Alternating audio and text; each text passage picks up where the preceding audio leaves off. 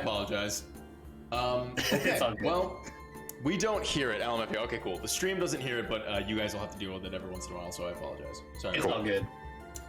All right. Well then, that being said, to answer a question, I think it was from Conquonk earlier. I will do a broad recap for you since you were just joining us. This is why I don't know if this is the first time you've joined us in a live episode. And I would assume that you didn't have time to watch 40 4-hour VODs before you jumped into this. So I'll give you a very broad sort of recap real quick, and then we'll jump into the episode. How's that sound? Okay, so Hell yeah. with that being said, when last we met, our intrepid group of adventurers known as the Baird Souls had finally reached their destination of the frigid north at the behest of essentially their newfound monetary patron, let's call them. They go by the name of Kata. They seem to be a type of independent magi that has sort of set up camp near the hometown of Thuisa, one of the members of the Baird Souls. After meeting Kata and agreeing to do a couple different errands for them in exchange for lots of different arcanic favors, they've decided to set out to a sort of hidden wizard laboratory out in what is known as the Frigid North, a sort of continent just north of the Kingdom of Naladai, which is the main, let's call it the main thoroughfare of our adventures here on this channel. That being said, the Baird Souls have been adventuring together for the past, I would probably say at this point about half a year or so now. In this setting, there are 10 months in the year. There are 30 days in each month, so 300 days in the year. So they've been adventuring together now for about 5 or so months, growing closer every day, learning about each other, protecting each other, helping each other out, and of course, slaying monsters, collecting treasure, and just, making a bit of a name for themselves as we go along. Thuisa, as I mentioned earlier, is definitely the newest member of the Baird Souls, as she has just joined us not too long ago.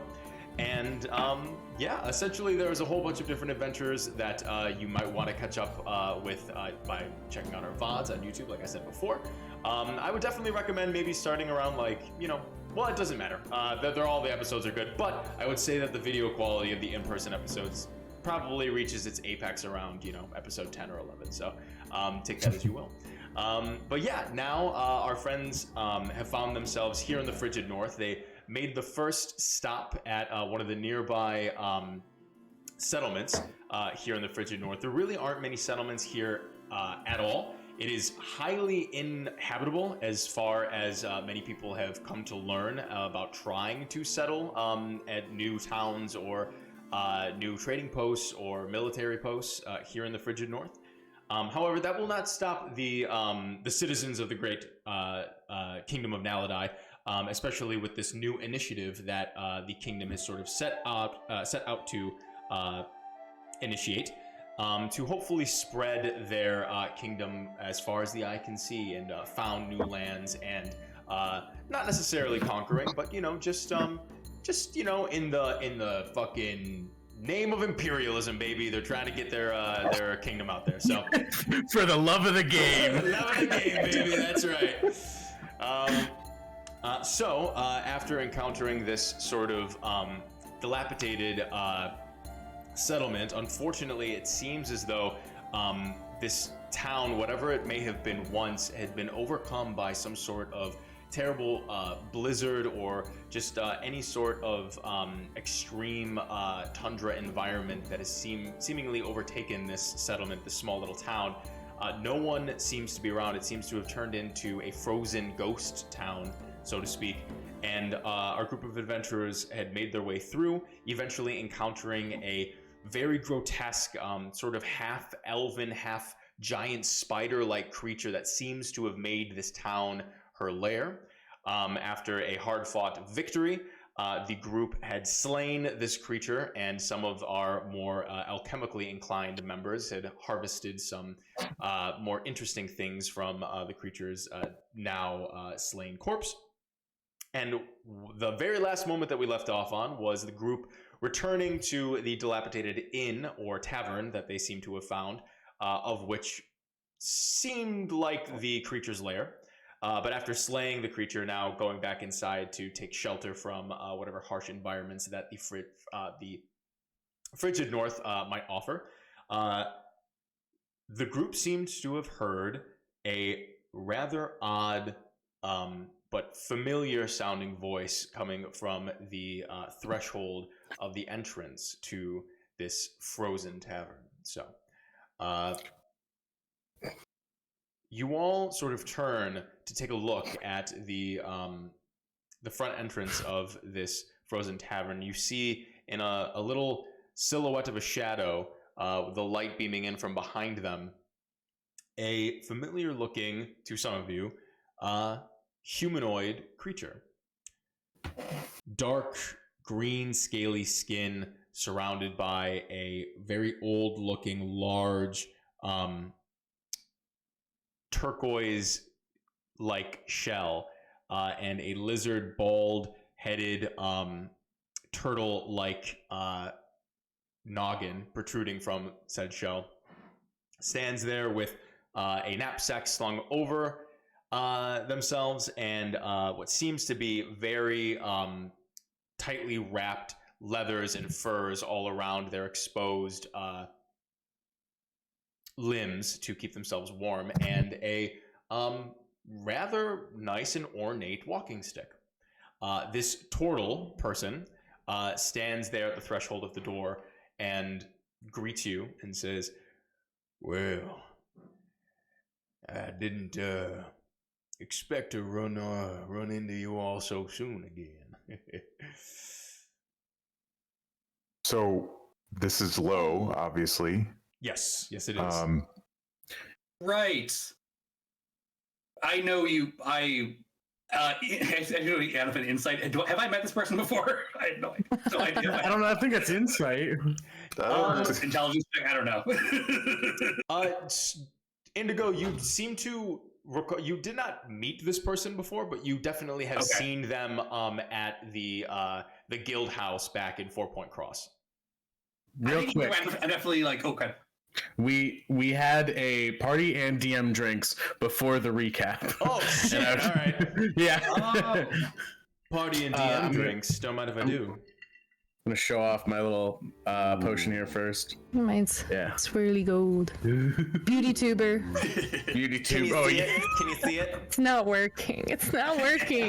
They make it look so How do they easy. do it? Well, it's because you guys fucking have the blur filter on. You can just take it off. So fun. You But just then do people look at my that. room, and that's not. No, these are all inappropriate pictures behind me. They It's can't. all nudes. Yep. Every single one. Very It's gonna ban tasteful, but immediately if I unblur these. I love it. Okay. Low. I think Indigo is just like pretending that he like, oh, it's wonderful to see you again. Yes, hello. Remind me who you are? Low, how the hell did you get out here so fast? Well, And where were you this morning? well, I had a bit of business to take care of. My apologies for missing out on our scheduled meeting, but I had a couple places to go, and well, when you live as long as I have, you figure out ways to at least try to make it to all the places you want to see before you go, and in my time, it sometimes you gotta weigh the options. You know what I'm saying? But I've only been a couple hours late technically to our meeting, so. Well, that is true. Just so I'm clear, you're saying that this frozen, abandoned ghost town was on your bucket list of some kind. Oh, Or did you take a wrong turn somewhere? well, not necessarily on my bucket list, but when you traverse the land such as I do, sometimes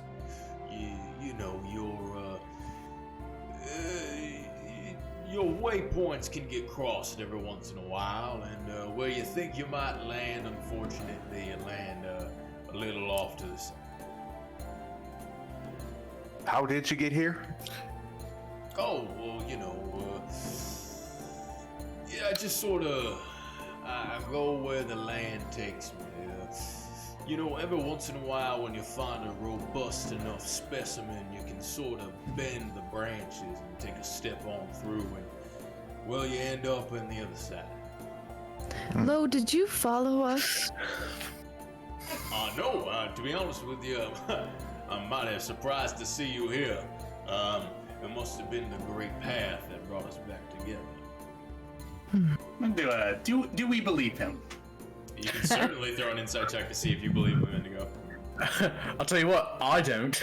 I fucking do not. I got a 10. You got a 10. Lo seems to be a very, laid-back type of turtle.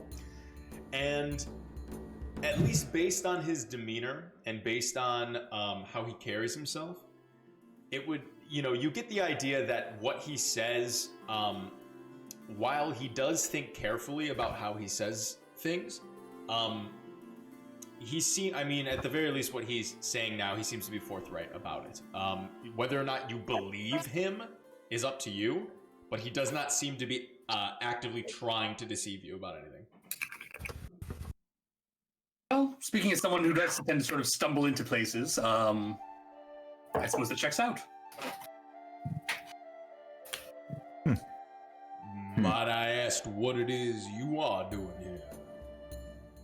This is not the most, hospitable place, so, well, not to put it past you, I just, not many people come out here, so, last I checked, I thought, weren't you, I can't remember, you were doing something back at 4 Point. It's been a long day. Yeah, we were killing time and we took ourselves another job. So we found our way out here. We're looking for a shrine, Laboratory or something. Yeah. It's called the what was it called? The Salt Vault. Does that sound right? Salt Vault. I'm sorry, I don't recognize that name. Do you recognize the name Ignatius Soul? Ignatius Soul. He's going to think about that, and I will have him make a check to see if he recognizes that. He's gonna think about that while we take our first break. Terrible. We'll find out what he says when we come right back. No. Lo takes a moment to think, and he says, the name sounds familiar, but I can't quite place it. It's kind of like one of those names maybe you heard of just in a story, but I can't say that I've ever met the general. If you don't mind me asking, if it's not too much to pry, but what is your business with him? Is it some sort of a trader of fine goods or something, or? It's not really our business. It's Kata, the person who built the tower outside of town. Oh, you're dealing with Kata.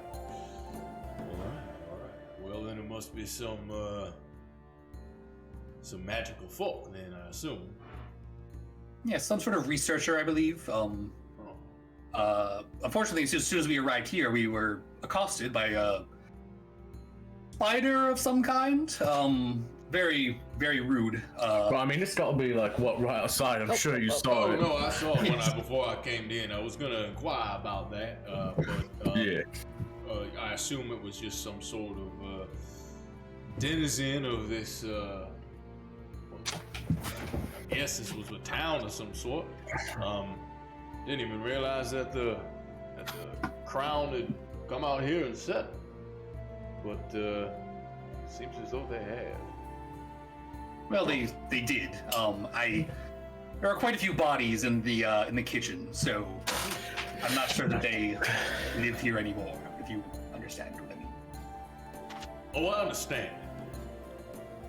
That's Wasn't anything being subtle there. I'm not sure why I you know, Oh no, I listen. they were brutally murdered. No, Wink. I don't know yes, what I yes. was going for there. Yeah, I'll be honest. I thought you were saying bodies in the kitchen as some sort of euphemism. No, it's just there's just bodies in the kitchen. Yes, big pile of dead people. It's very unpleasant. Well, I suppose my next question to you is, what are your next plans of action? You said you were trying to find this vault, this Iggy Salt person. Whereabouts are you going to be heading to look for? Well, good question. To be honest, we're kind of hoping we could ask someone here for directions, but that's not going to happen. So it's really what we're in the process of figuring out, I suppose. Yeah, we know we got to be kind of in the right rough area, but we don't know exactly, where it is or what it looks like. I had an idea, but unless you got any. Who, me? Yeah, you. I mean, sounds like, it would be embedded in something if it's a vault. I mean... We were told to look for elevated topography. Oh, yeah, I mean, that makes sense. As far as I recall, there's quite a range of mountains here in the frigid north. But there is a specific sort of cluster of elevated typography. I believe that was coined the Frost Peaks. It's not too original, but it's pretty recognizable. And he just sort of takes a few steps back out of the threshold, and you can see he maybe walks like 20 feet back, and then sort of points up somewhere beyond the horizon where you all can't see because you're inside. And he says, "Yeah, I reckon it's about maybe a 30-40 mile trek northward. You can kind of, if you come out here this way, you can kind of see towards the end out there a little bit of a jagged bit of the horizon. That would be about right where it is." I think Kata could have got us a little closer than 30-40 miles, but Well, she didn't I really guess know that's where we're heading. Yes. yeah.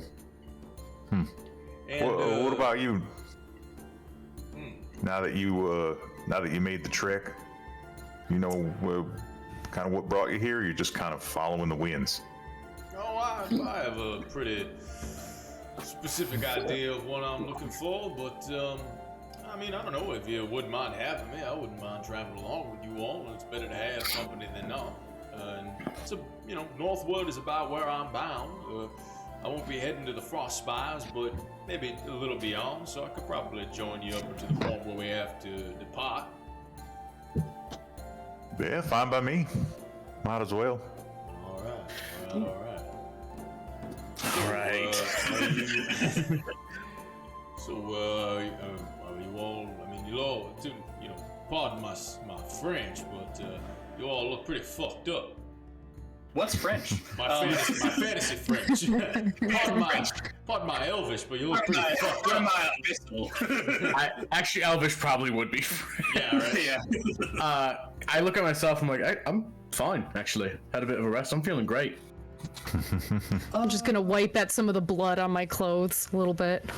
I've been feeling better, I suppose. Yeah, did we get a short rest in? You I did. did. We did. I still have health bits. for some reason. I'm not sure why. Maybe I think it's just how much I healed from the dice I spent. Well, yes, I don't have any qualms with it. If you don't mind me asking, though, I'm curious. What did you come here for? Is there something in particular that you're hoping to find? Go ahead and give me a persuasion check. Okay.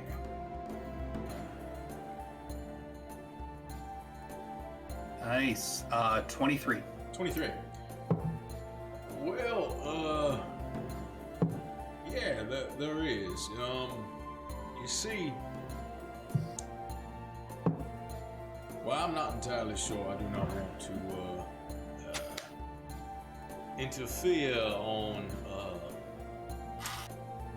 your companion's personal matters, but you see, as turtles,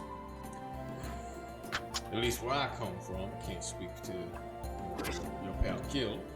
However, where I come from, we go on a pilgrimage shortly after we grow out of our hatchlings. You know, we sort of reach a point of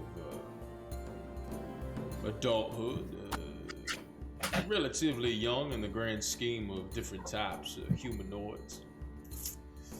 And we set off to see the world. We come back to our home shores with stories, experience that we pass on to the younger generation, so that every time we go out, we have a better understanding of what it is that surrounds us in the great cerulean. And you see, I've been blessed with such a long life. It is my duty to see every corner of this realm until I'm put back into the earth and I return to the mud from whence I came. So, I heard a story quite some time ago about the spectacle that is these dancing sort of lights deep into the dark sky, high above us, a sort of reflection of the astral sea, it said. And you can only see these at the highest point, northernmost part of this realm. Everywhere I've looked, it suggested it'd be here. So, that's where I'm off to. Interesting. Party drinks, by the way. Party drinks, motherfucker! Party drinks. Well, that sounds good to me. Maybe I'll get myself a 2-for-1 while I'm out here. Hell yeah, son.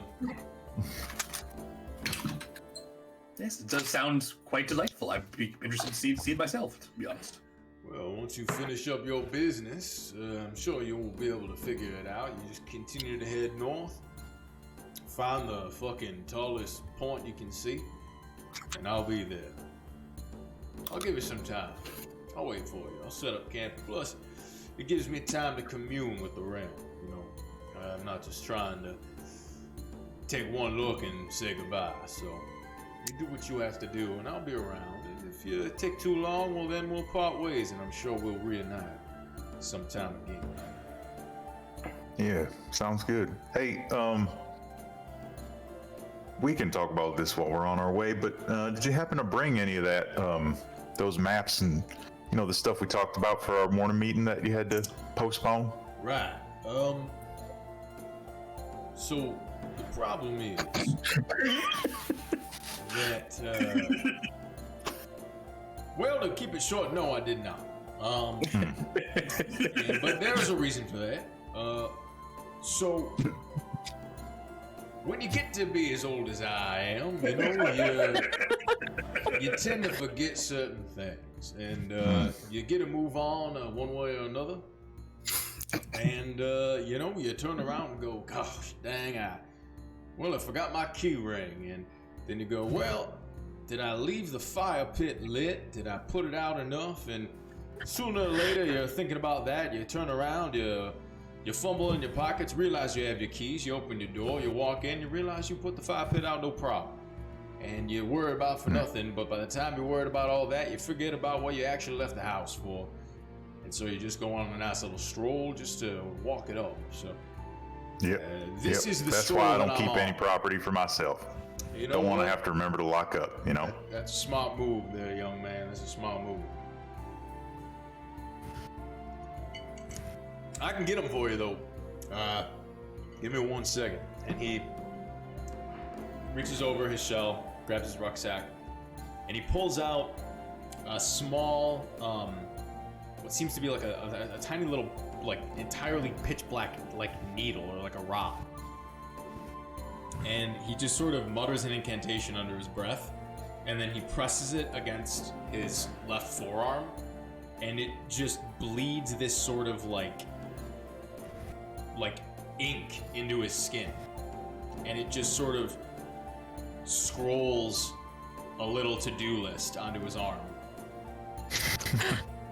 And You know he's what? like, We probably "Alright." have paper if you don't want to tattoo yourself with your. Oh no, this way I won't forget about the paper. I can't forget about this. Oh, All right. He's got a point. That's pretty good. Be surprised how easily you can. That was weird. All right, so Memento, but it's just like get cheese from store. yes. Get cheese from store. No, the other store across town. Wait, did I forgot already your get the wallet. cheese? Fuck. I love it. So, do any of you need to continue to rest up, or Well, it was storming pretty badly out there. Is it still? seems fine to me?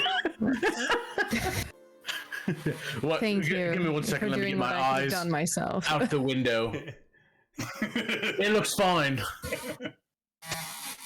Yeah, I think let's get a move on. All right, sure, yes. Can we do this entire trek in one day? If we're Are lucky we gonna enough. be camping out there in the snow? 40 miles. Long way to go in one day. Well, on foot. Do we have? Oh, wait a moment, and I take out the flying broom. I could probably get that pretty quick. Well, I don't suppose that thing will hold all of us though. So. No, but I could get there pretty quick. Well, Good. I could make it easier on us. Oh, About yeah. ready? Okay. I mean, I am a bit beat up myself, but if we're all ready to go, then I can make. You'll be fine. You'll be yes, fine. Let's go. All right, let's go. Okay, let's go. I am going to summon a, much like before, a horde of giant dragonflies to loudly carry us. Yeah. That worked better than my idea. I could have gotten us 2 horses. Wait, that was better than my ideas. It could have gotten us 2 horses, but right, let's do the loud, big bug thing. I mean, I Yeah. can't imagine that we're going to catch anything unawares out here. It's a mighty I fine suppose trip. more threats are on the ground. All right. Don't suppose we'll start an avalanche with these things, do you? No, it Fly would take above much it. more. It would take much more to call something like that. And just as your Yeah. friend said, it could just fly right above it. No, yeah, fair enough. You know what though? I just realized I can only summon 4 dragonflies, so I'll just do the 8 giant owls instead. Oh, that's all right. You can take the dragonflies. I can handle myself. Oh, okay. Well, then we'll fly in style. I do also prefer have dragonflies. the broom. If 4 dragonflies is enough if I'm on the broom. That's true. What's your fly speed on the broom? I believe 50. Let me make 100% sure. Oh, we where lost the fuck Hannah is for it? a second. Hannah will be returning Um, soon. Yeah, 50 There feet. she is. Okay. That'll work. Well, or he can take care of himself. We'll see, but I'll Well, offer either up way. 4 dragonflies. All right. And how fast can your dragonflies fly? 60 feet. Oh well, I can keep up with that. Young devil child, if you want to hop on with those, I can take care of myself. I mean, I kind of don't, but I will. I put away the broom and get on the dragonfly. Well, I wouldn't want you to do anything you don't want to do, so he just goes up and grabs one of the legs of the dragonflies, and just sort of like hops up and into the dragonfly, just sort of like Perfect. in his shell, and he's like, "No, you can hop on your broom. That's all right." All right. Broom go fast enough? It goes Yeah. 50 feet per second, or per whatever the fuck. Fast enough. I'm sure it's yes. I'll get on my dragonfly. And I think Okay. I do think we established that I could dash on it, so using my bonus action, I can get real speedy on that bad boy. That's true. So you're faster than us with the with the cunning action. All right, so now that it's loud as fuck, I'm just gonna be doing this like, Yeah, for sure. yeah. What? Sounds good. You all begin to hover up and all take off in a sort of V pattern with Kaz sort of bringing up the rear, just making sure everything is flying correctly. Whoever would like to make a survival check for the day's travel, please. I'll take the lead. Make it. Go for it. It makes the most sense since you're controlling the dragonflies. It's a 27. Nice. 27. Amazing. Okay. So, you all begin to make your way through the, the frigid air of the sort of southern portion of the frigid north, careening northbound through this sort of sea of snow beneath you. It's actually a relatively beautiful day outside, especially compared to the horrid blizzard that you arrived on. And once you had slayed that sort of very grotesque-looking half-elf, half-giant spider creature, the environment around you has become actually rather serene. Try to picture in your head sort of the deep winter months of the northern parts of Alaska, but just in the brightness of the morning sun, where everything just has that little bit of glinting shine to it. It's really, really, just really gorgeous out here, without a hint of population really anywhere around you. It's entirely nature fully surrounding you. It's really, really beautiful. And as you begin to fly through the air, time continues to go by, and it almost sort of feels like this bit of redundant travel. You're seeing some of the same things over and over again. It's a lot of flat land, a lot of whites and silvers, but as you begin to move further northbound, you can see through the horizon more and more of these gorgeous peaks of mountaintops and plateaus and snow-capped hills begin to appear out of the horizon in front of you. And you gain ground quickly. You don't seem to run into any odd encounters or anything like that. The weather seems to maintain its rather sunny disposition. And a couple of you, Kill and Duisa, you notice a little farther down below, there are a handful of different types of fauna running around and whatnot. Just every once in a while, maybe, just as you're going here and there, you can see different types of creatures. Some what you assume to be like a small little wolf pack beginning to make its way across the tundra plains. And as you begin to move forward, Kill specifically, you feel as though deep into the land in front of you, you swear you see these sort of just like giant fur balls, like these massive creatures just slowly sort of taunting their way through the frozen tundra, many thousands of feet away from you. But they're just like these giant brown masses of fur that just sort of like slowly move across. It seems to be a whole herd of them. Probably, if you had to guess, maybe like a dozen or, a dozen and a half of these extraordinarily large creatures just moving through the tundra. After what feels like... Well, actually, how long does this spell last? An hour? An hour. Yep.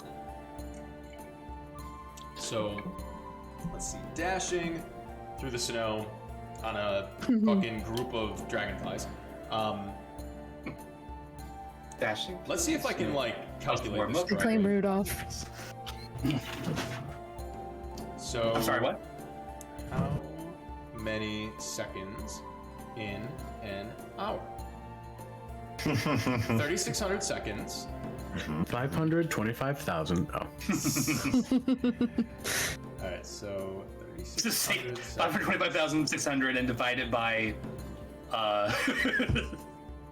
however much, how many. So you get 600 actions of 120 feet of movement. So 600 times 120 is 72,000 feet. So The let's hypest see. math on Twitch. How many feet in a mile? Yeah, so that's only like 14, 15 miles. 5,280 feet, so that's 13 miles you can get in an hour. That's not bad. 13 and change. Yeah, it's Yeah. closer to 14 than it is 13. I'll round up. I'll round up for you. Let's just say these dragonflies go. I gotta go fast, and you get there in 14. So Yeah. great. So you feel the end of the spell beginning to approach, and you can you direct the dragonflies to reach towards the ground, and they drop you off before all four of them begin to disappear. And you've traveled about 14 miles. You could probably, within the next 2.5-ish, maybe 3 hours, begin to reach your destination. Lo approaches you, Gil. He puts his puts a hand on your shoulder and he says, "If you don't mind me asking, how many more times do you think you'd be able to conjure that type of creature?" Yeah, not enough. I can do it maybe once more today. That ain't gonna get us there, but can you, by any chance, use your ability to walk between the trees, so to speak? Is that something we could all do? Well, there ain't no trees in Yeah, that's the a good point. vicinity, unfortunately. However, if you can conjure those creatures one more time, I could probably take us the rest of the way there. Oh yeah, okay. All right, well, that's good of a that's as good as an idea as I have. So let's go for it. All right, sounds good. And you begin to recast the conjure. It's conjure animals, right? Yeah. You begin to recast the conjure animals spell, summon the dragonflies, and resume your trek. And we don't need to make another survival check. That last one was high enough to cover 2, which is very nice. And you Hell continue yeah. your way. Is there anything that you got? Well, you can't really hear too well, but is there anything in particular you would want to try to do, or anything you would try to have a conversation through the terrible noise, or anything as you're making your way through? Can I just try to, as we're flying, just sort of see if I can't sort of map out if there's any. I don't imagine there's too many like man-made landmarks, but if I can just sort of map out the trek in my head, if there's any, notable, things to see or erections. Are there any notable erections on the way? Many notable erections to be Okay, had. yeah. Go ahead and just give me. Let's say just make an additional survival check, Okay. and we'll just keep a record of that. Okay, that's a dirty 20. 30-20. Good to know. All right. You do your best to really be aware of your surroundings and pay attention to the actual path that you are flying through. Cool. Anyone else? Is it stable enough for me to be looking through my book and my notes? That's a good question. You can certainly try. I would like to try and consolidate the notes that I need to consolidate to see if I can come up with any sort of correlation Okay. Go ahead and between give me things. go ahead and give me a dexterity check. Oh, okay, where'd my d20 go? I think as I'm flying, I'm gonna start trying to do some sick tricks. Oh god. Go ahead and give me an acrobatics check. What Don't type of panic. trick? 7. 7? Okay. And what type of trick would you like to try to do before making that check, Garrett? I already rolled it, Oh, but okay. I'm thinking just like flips and barrel rolls and stuff. Sure. Maybe get really fancy, do like a Superman, like on a bike. Oh, okay. What did you get on the acrobatics? So I did get a 29. Okay, very good. Thuisa, as you begin to try to dig through your belongings and do your best to try to consult your own notes and different types of things, Kaz begins to sort of fly in between and around all of you and your giant dragonfly mounts.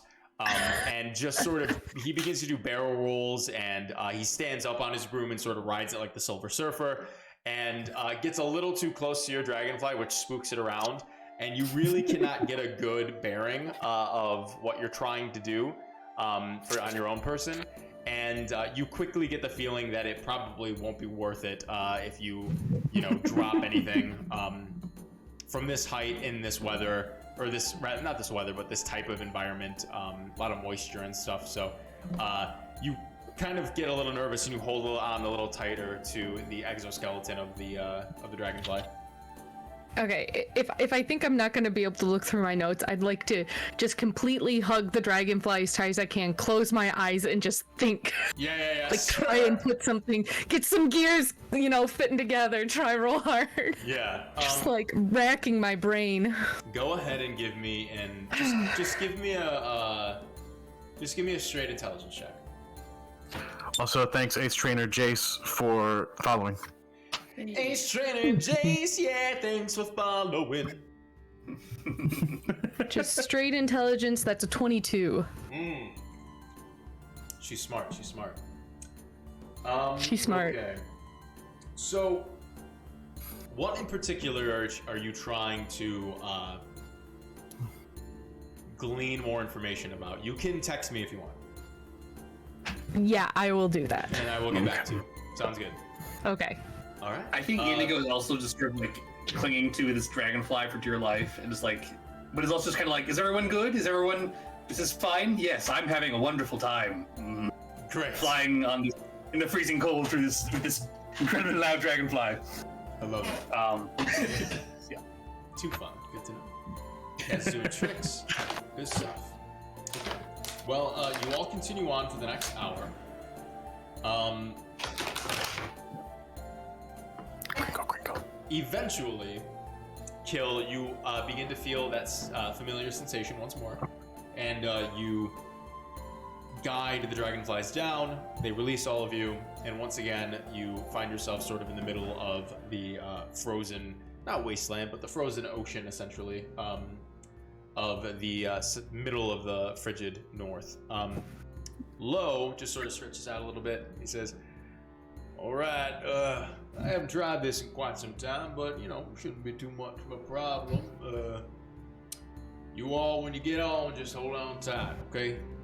Some of you I might have to carry myself, but a couple of you will be able to hop on board. So, take a few steps back, by the way.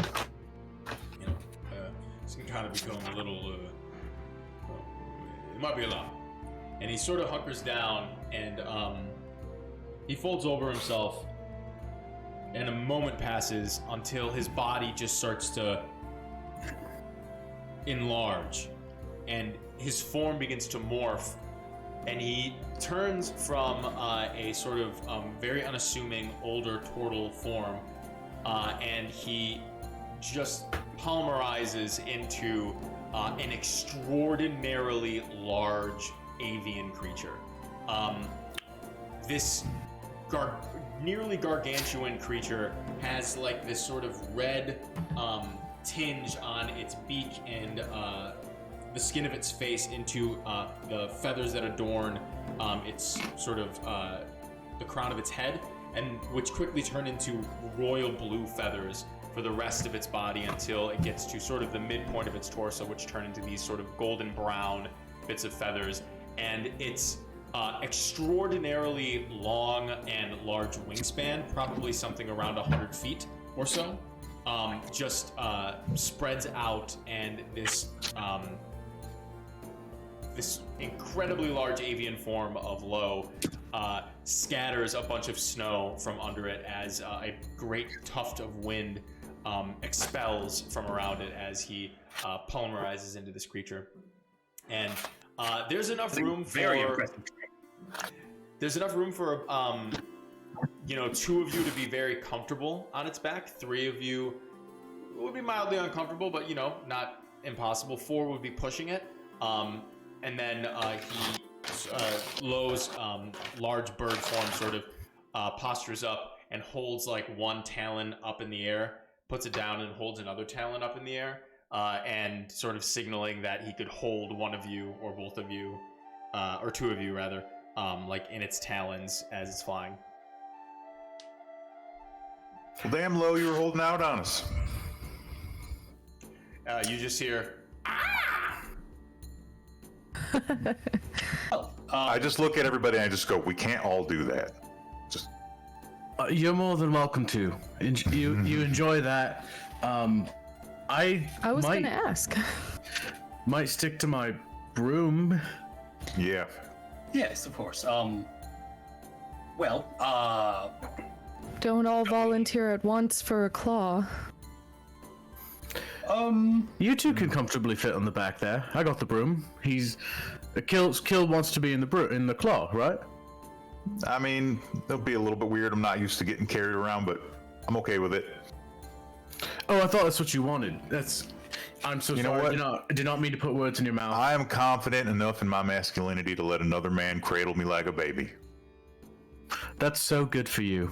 Yeah. I am not. I will be getting on the back.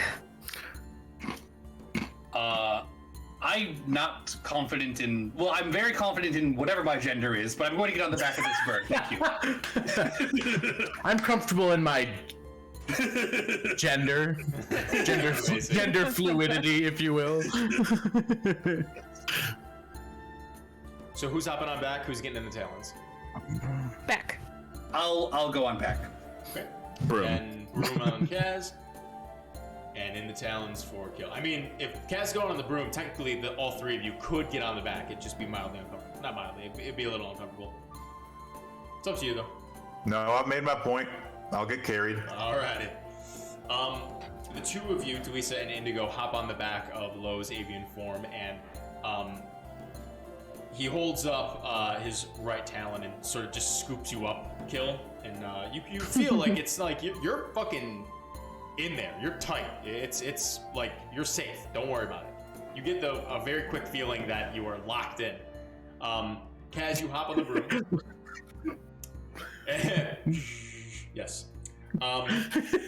And Lo just sort of turns its giant bird form and looks at you, Kaz, and just sort of cocks its head and like nods up and down to you, and then turns back towards the northern horizon, unfurls its giant wings and just fucking, and it scatters snow and wind around you and begins to take off. I need you to make a dexterity saving throw. Yay! 16. 16, very good. It scatters the snow around you and it pelts you in the face a little bit, but you don't lose your balance on the broom and you begin to elevate as well. And once Lo reaches a certain elevation after just very violently flapping its wings, he begins to soar and careen sort of in a slight downward motion until allowing the wind to take it back up and cast off into the tundra sky. You quickly realize, Kaz, that this form of his moves incredibly fast, especially when he wants to go fast.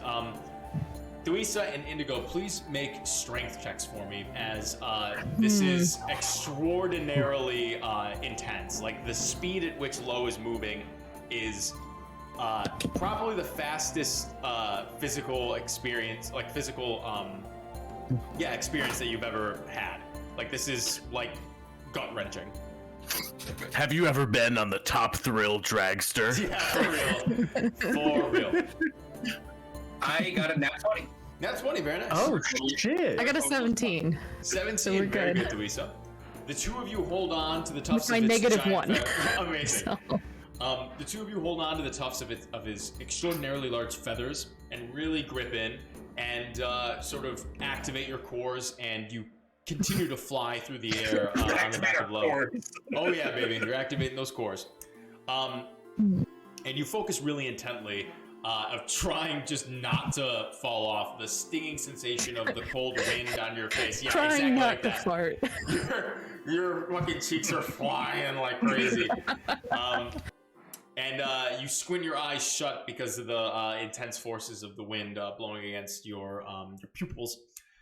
Kill, you're sitting pretty. You're just tucked in your shell. You barely feel anything. It's kind of loud, but you could feel you're moving. Kaz, the realization hits you about 5 minutes in that Low doesn't seem to notice that you are trailing behind by quite a lot. And he is fucking moving. Even with your dash, it seems as though he is traveling at not double your speed, but pretty close. Would it help me if Jamie had a common wild magic surge right now? I mean, who knows? It depends. You never know. Anything can happen. Who knows? Anything can happen. I mean, why would I bring that up? You know? Oh my god. Is that what happened? Okay. Go ahead and roll a D100, Hypothetically. Jamie. Hypothetically. All right. Christ. D100. 35. 35. Oh shit! I think. Okay. Oh, that's close to a danger one. I think. I'm pretty sure that's close to the fireball one. Oh my Well, doesn't god, Sal you guys. Sal said he shakes him up sometimes? I do, but roll a D10, please. Oh, D10? Yeah, you've actually rolled this one before. Okay. D10. 3. Okay. Oh, this is actually hilarious. Okay, cool.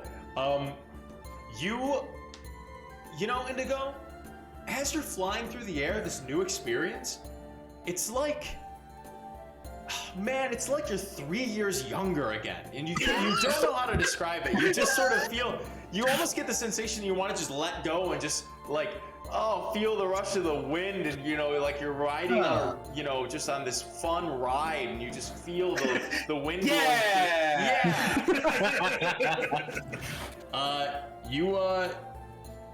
You become 3 years younger, buddy. For the record, that's Do a I photo notice of. this sitting next to him on the bird? Well, I'm a mere 4,997 now. Yes. Did he get his little care. blue motes or whatever of light? Yes, Duisa, you do notice as you're holding on, you sort of like every once in a while you look up and around just to try to get your bearings before like quickly curling back in again. But you do notice bits of blue motes of energy begin to coalesce, and they just all sort of like glow for a moment, and then they dissipate back inside of Indigo, and Indigo gets a little blue hue around him for the slightest bit of a moment, and then it sort of dulls back down. Nothing seems to have happened as far as you can tell, but you do know, like you see those telltale signs of his spontaneous arcana. Indigo is a really into full TikTok. 3.5 years younger than he was when he started this adventure. Yes, he is. Yes, he is. Amazing. All right. Anyway, so I'm falling behind a little bit, huh? Yes. And you fear as though if he doesn't realize that soon, then you might fall behind a lot. I don't want to do it, but I guess I have to. I'm gonna call out to Low with my thaumaturgy. Oi! Could you slow down for me, mate? All right. Okay. Good to know. Good to know. Go ahead and just give me a Yeah, no, you don't have to give me anything. You call out this request to Low, and it just erupts through the atmosphere.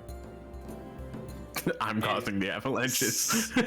And you all hear this. It's not really muffled by any means. You really can hear this loud explosion of a request from Sirikaz. Thuisa and Indigo, you turn your heads over your shoulders to see Kaz quite a ways behind you, like a little speck of a visage, and the great sort of body of Lo's avian form sort of begins to jerk for a moment as its wings sort of come up to sort of stall itself, and it sort of swings under it. I need you all to make, not all of you, but Thuisa and Indigo, I need you guys to make strength saving throws.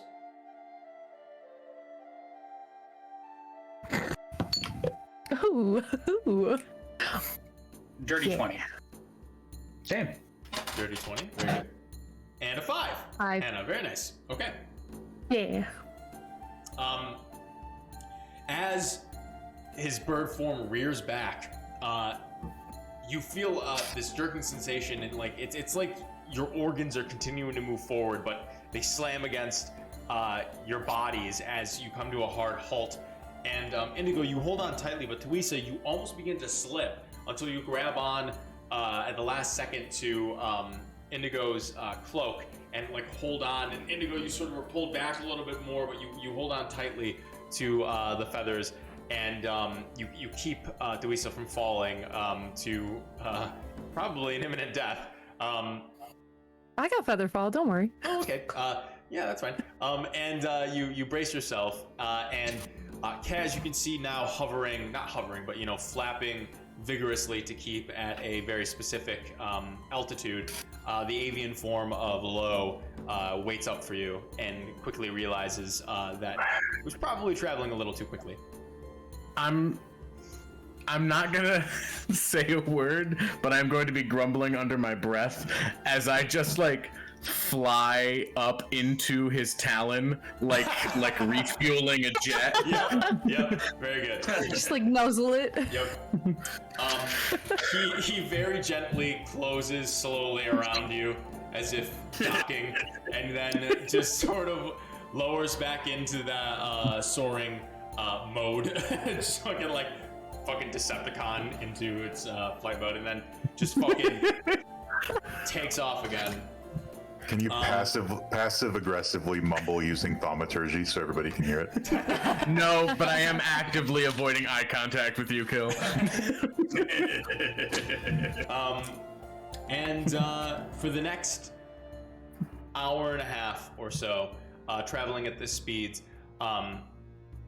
Lo gets you guys the rest of the way towards the Frost Spires. Is there anything that any of you would like to try to do on the back of Lo or within his talons for the next hour and a half, or would we like to just continue off upon landing? I think I'm good. Yeah. Okay. All right. Well, then Lo continues forward, and eventually you all reach sort of the apex of what seems to be a mountain range that begins to reveal itself after the hour and a half or so mark. Lo begins to bring you around towards what seems to be a landable area. You all can make perception checks for me.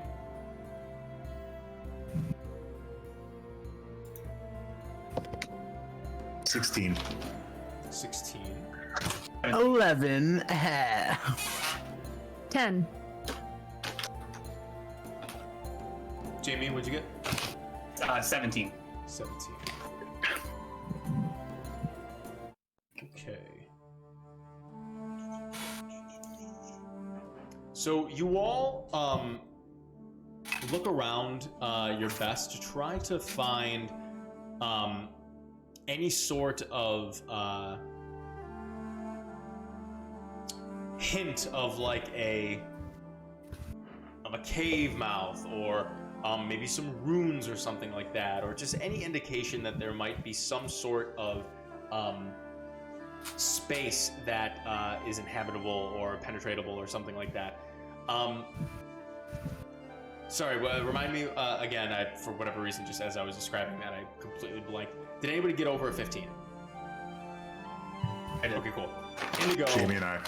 And Indigo and Kill, as you were making the flyby, you notice towards the east there seems to be a plateau, sort of jutting out from what seems to be a very tall spire around you. And where the plateau meets the edge of the spire, there does seem to be some sort of like a maw of a cavern. Can't really tell how big, but that is something that you do notice, at least as you're flying by, some type of entrance to somewhere. Maybe a cave system or just a cavern, or a cave in and of itself. And you all continue to be soaring around as Lo looks for a place to land.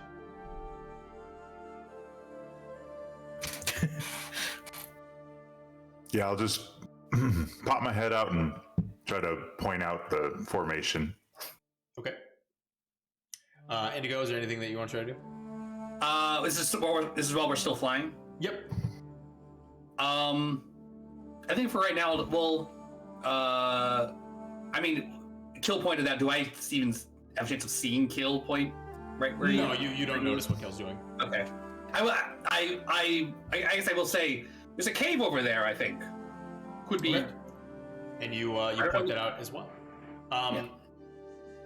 As both Kill and Indigo try their best to direct Lo in that direction, Lo begins to turn towards the east and glides over and seems to notice at least, that plateau that each of you are trying to point to him, and slowly hovers down and drops both Kaz and Kill very close to the ground so as not to injure you in any way, best he can, and then slowly sort of flaps its wings down to make contact with the earth this high up into the sky, and slowly bends down and allows both Theresa and Indigo to dismount from his back. And once all four of you are correct onto the ground, Lo sort of begins to return back to his turtle form. Well, the air is mighty thin up here. Gonna have to get used to this if I'm trying to make the trek up to the top. Well, I must say that was a very invigorating ride for me. I feel a small amount of time younger than I was before, comparatively. Approximately 3 years. How close do you think we are to your dancing lights? Well, that's a good question. I'd probably assume I am maybe, I don't know, another... I just assume maybe another 25 or so miles out, something like that. Still have to continue forward beyond this, but these are the Frost Spires. If you all want to give it a good look around here, I didn't notice this little cavern here over yonder, but I'm glad that the two of you pointed it out. This might be a good place to start. Do you know exactly what it is you might be looking for? Like any signs of this salt vault, or? We don't really. Aware of. I don't think Kata recall. Yeah, I don't think Kata gave us any specifics. Theresa, She you just got said- you got any idea what kind of stuff we might find in there? Am I insane, or did she mention something about that he was studying like magical creatures? Yes. She said it might be enchanted to be hidden. Could possibly be made of metal. But yeah, he studied creatures not of this realm. Actually, I wondered, because that spider thing certainly wasn't from around here, I don't think. I wonder if he had something to do with that. Possibly. Hope we didn't kill a pet. Yeah, she did say that this area was probably in a weak point between the realms. So, that's kind of her whole deal. Fascinating woman. Well, should we just check it out the old-fashioned way? I guess look around. Sounds like a plan to me. Peeking inside. Yeah. I'll take a minute to light up detect magic. Okay. As we're You I'll begin to wait till we cast- get close to the maw. Yeah. Sounds good. As you begin to set yourself up, and you guys move closer to the mall, Lo says, "All right, well, I'm gonna get a move on. So, God's luck to you all, and hopefully we'll reunite a little further up north. And if you can, no worries. I'm sure the Great Path will put us together sometime soon. So, this is where I leave you with my goodbyes. And the next time we meet, Kill, I promise I will have those maps and the different documents you requested ready for a look-see. I promise you that." Yeah, and do me a favor, and if you're going to be waiting for us, just leave us a signal or something where something we can see from overhead. About what? Okay, well, see you soon. Wonderful to see you again, Lo. All right, yeah, well, wonderful to see you too.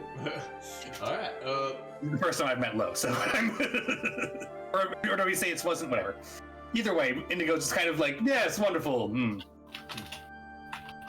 well, all right, well, okay, well then, best luck to you. God may guide you and all that. And he turns around and polymorphs into its giant avian form and careens off into the horizon.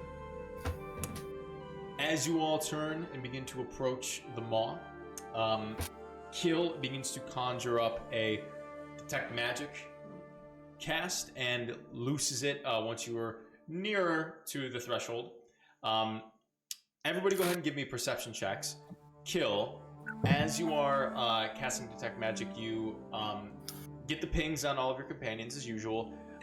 You do get a ping of a couple different things around you. So the maw that you see in front of you is about 20 feet high, maybe 10, 15 feet wide. So it is taller than it is wide, only by a little bit. However, you notice at the very top of the threshold of the maw itself, and at each of its bottommost points on the left and the right side, there does seem to be a hint of illusory-based magic. 3 separate points at the very top, and like I said, the 2 bottommost points on the left and the right. There seems to be some sort of illusion-based enchantments on these points in the entrance. Yeah, and some sort of party drinks. Oh, party drinks! Yeah, fucking hard, dude. Hey, Sal, what the fuck do you think you're doing?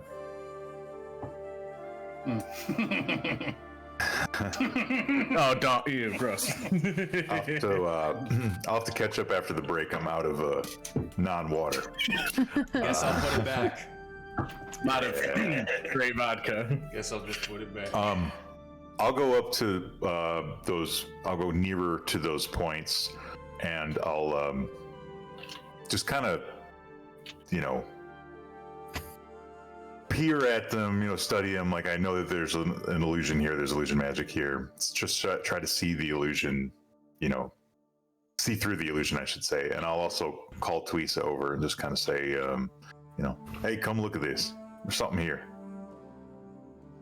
I'll come over and look as well. Okay. What did you all get for your perception checks? I got a 22. Oh, 22. I got a 21. Jamie, what did you And I get? got a 13. 13, gotcha. Indigo, you don't notice anything too egregious. You actually are taking in the sights of just sort of like the grandeur of all of this around you. Especially now that you feel, so much younger. It's just, it's best to take it all in as you're growing older, You just want to take in this beautiful new erection we just found. It's a great erection. It's a very great erection. Magnificent. Thuisa, Kaz, and Kill. Kill, obviously, this is in addition to the things that you noticed via your detect magic. But the 3 of you seem to see that there, at least the maw itself, there's something about it that just seems a little off. it doesn't seem natural. It seems a little too, how do I put this? It seems too uniform. It's not like a smooth, like, you know, half circle or by any means, or oval, I guess it would be. Yeah. But it just seems like if someone just drew like their idea of what it would be, and just like sort of, you know, that's how it was, rather than like the natural nooks and crannies of things and whatnot. You guys think this place looks natural? Looks a little too uniform to me. Doesn't look right. It's almost like somebody like drew this place. You know, this is what you draw this place like. Right, absolutely. Yeah. Sure, okay. I don't. What? I'm on the same page as you are. Yeah. Can I check around the edge to see if there's like a trap or a switch or something? I don't know. Matt, you can make a intelligence check with advantage, trying to discern what it is these little illusory bits of magic are. That's a. Hold, please. That's a 17. 17. You go to the bottommost right one, and you kind of take a look at what it could be hiding from you. And you notice that there's sort of a portion of the rock face that is like weirdly distorted. There's something about it that is just like a little off. It seems like slightly out of place. And you just sort of reach through and you feel that there is like this sort of like, first of all, it doesn't, like, as you reach through, your hand passes through this sort of like little space where the rock should be, like the rock face should be, and it passes through and you feel like a little, like some sort of contraption. It's some like oblong shape. Kind of feels like a doorknob, for lack of a better way to describe it. That's what you feel. Yeah. I say, y'all feeling lucky? Never. But I was gonna say always, but I kind of do want to say never too. I think Louisa might be right on this one. we even each Yeah, other out. what are you proposing exactly? Indigo, come over here. When you get lucky. Yeah, Indigo, come here. Okay, I'll come over. Okay. Not a fan of where this is going, actually. Reach. Step back, stepping Okay. back. Take your hand and reach right here. Yeah, reach in and then just give it a little. This is a kink I'm not familiar with, but all right, let's go for it. You feel that? What do I feel? You feel like a Oblong knob. shape. Yeah, you feel like a knob, like a door handle. Oh. What am I touching, Kill? I don't know. But go ahead and give it a twist. Okay, let's try it. I'll turn the knob. Twist. You feel the knob turn, and you hear a clicking sound. A moment passes. I will. Okay. What would you like to do? I'll try pulling it like it's a doorknob. Okay. You twist, you hear a click, and then you pull, and it shifts out a little bit, and you hear another click. It clicked again. I'm not sure what's happening. So you turned it, heard a click, you pulled it out, and clicked back in. Can I push it back? You cannot. As you begin to push, it is locked into place. Could I I think I. bop it? Can I Twist it. twist Try. it? Can I pull it? Pull it. Pull it. Pull it. Pull it. Faster.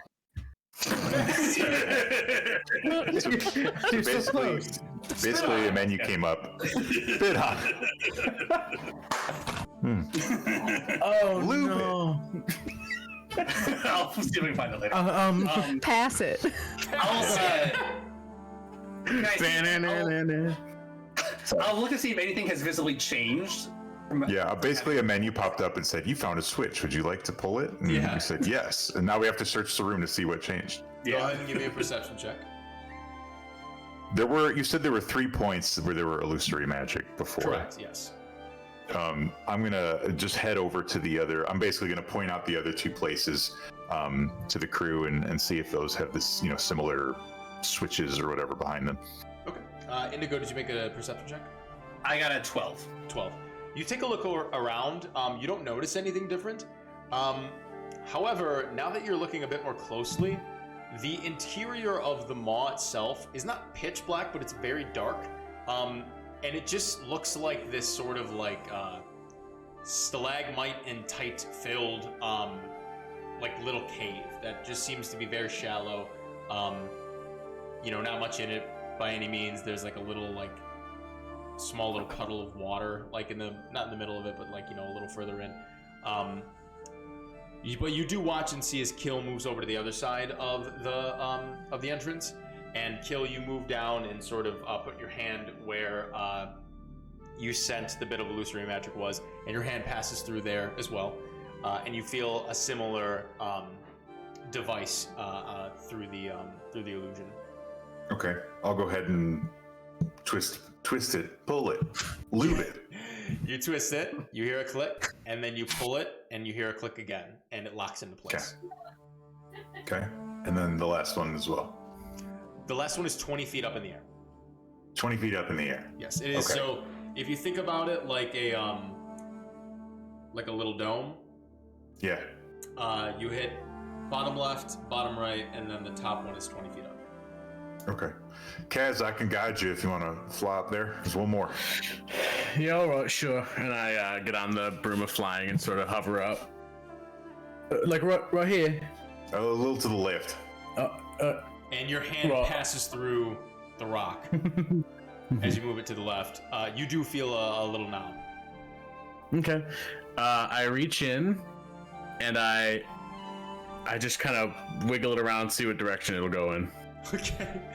You wiggle it, and you feel it. It gives to the right. Okay, I'm gonna move it to the right. Okay. You turn. It twists and clicks. I'm gonna do another wiggle, see if it goes anywhere but left. Okay. You begin to turn it again, or try to, and it doesn't move. It seems to be locked into place. All right, I think I've done it. Has anything changed?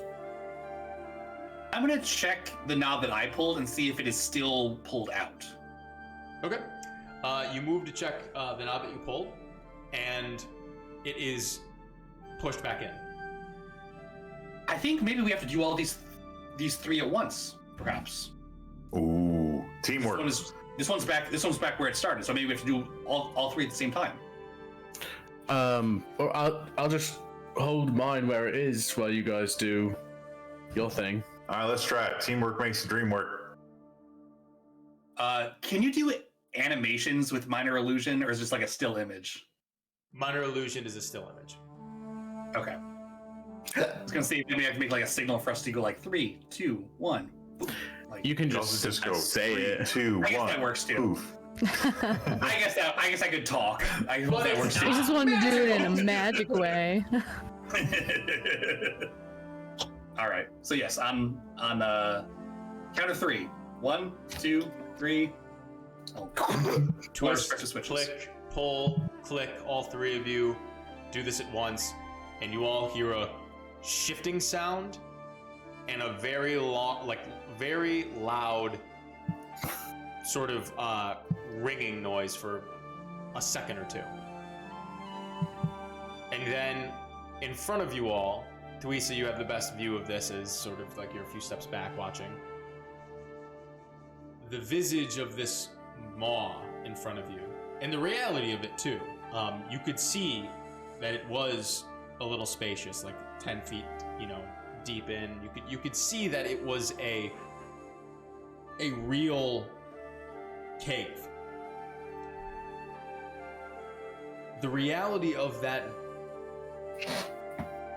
sight before you just begins to change between blinks. It's as if what you see in front of you just immediately begins to become something else right in front of your eyes.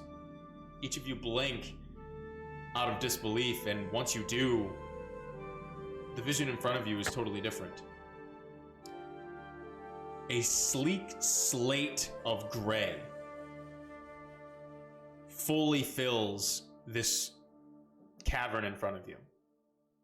What was once space between you and a cave is now inches between you and the face of mountainside.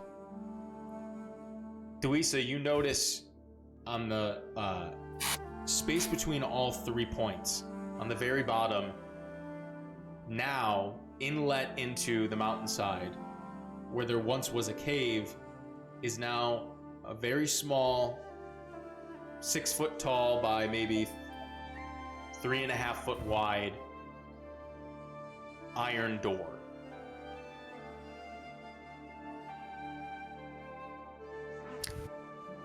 Kill?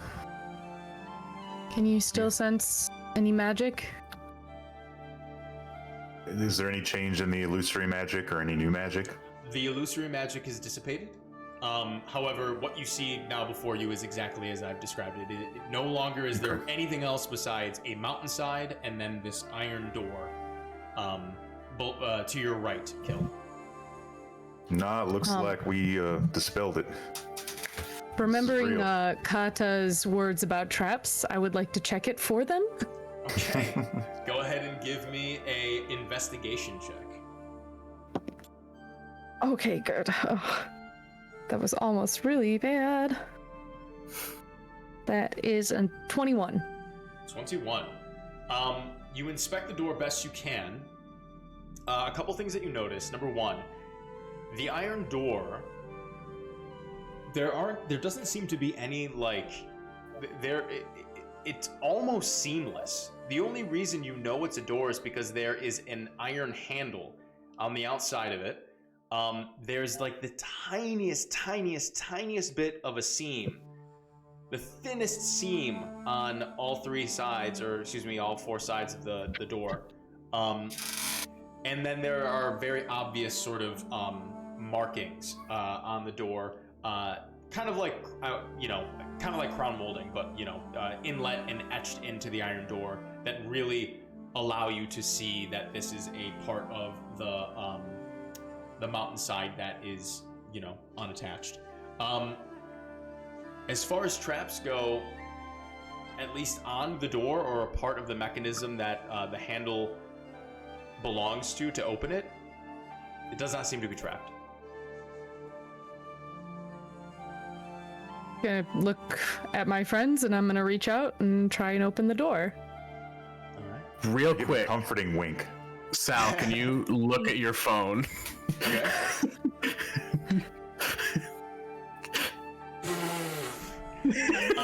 Louisa, as you grab the handle of the door, Okay.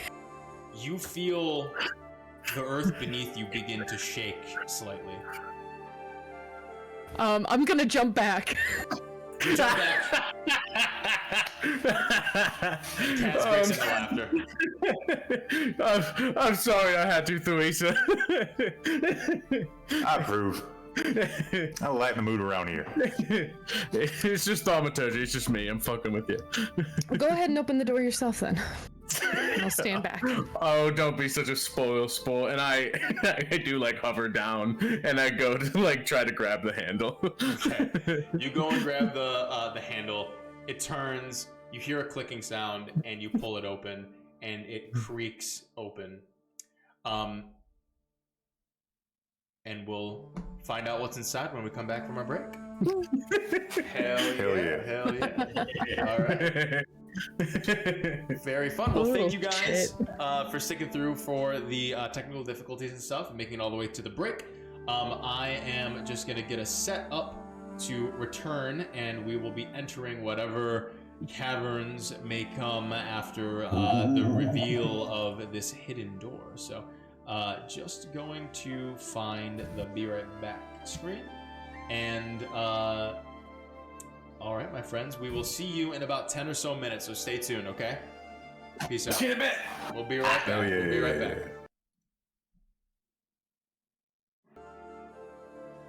Yeah, here we go. Yeah, and it's working. All right.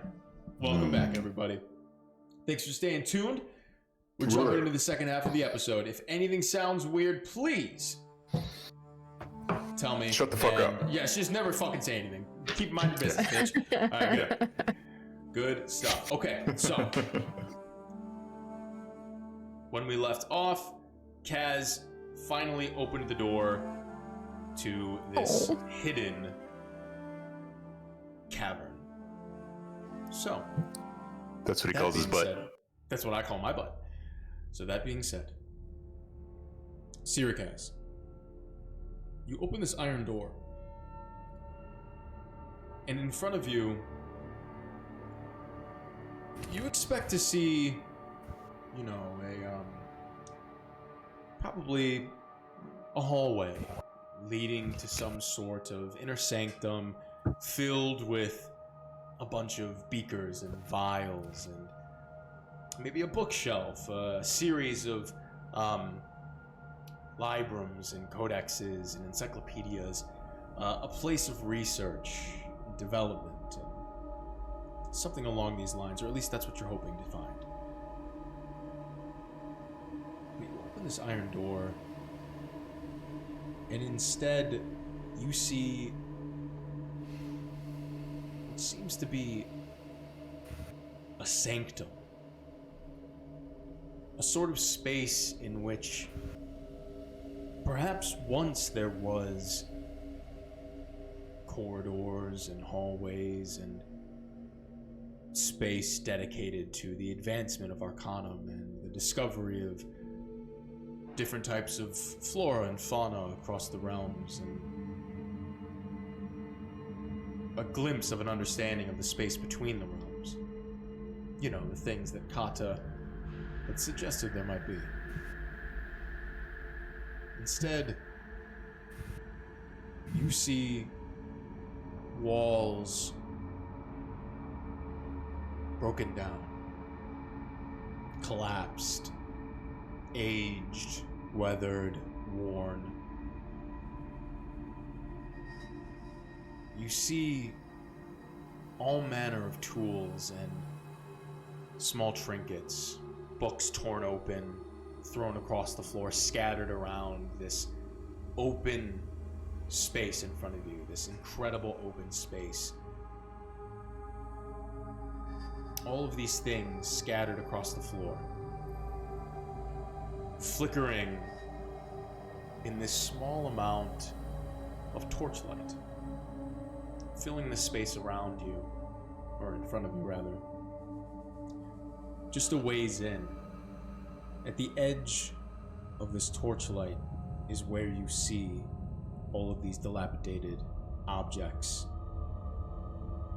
and areas and walls and overturned tables and furniture, broken glass at every corner, just destruction inside what you can only assume was once the Salt Bowl. Deeper in, you see the flickering orange light of these torch sconces. Make a perception check for me.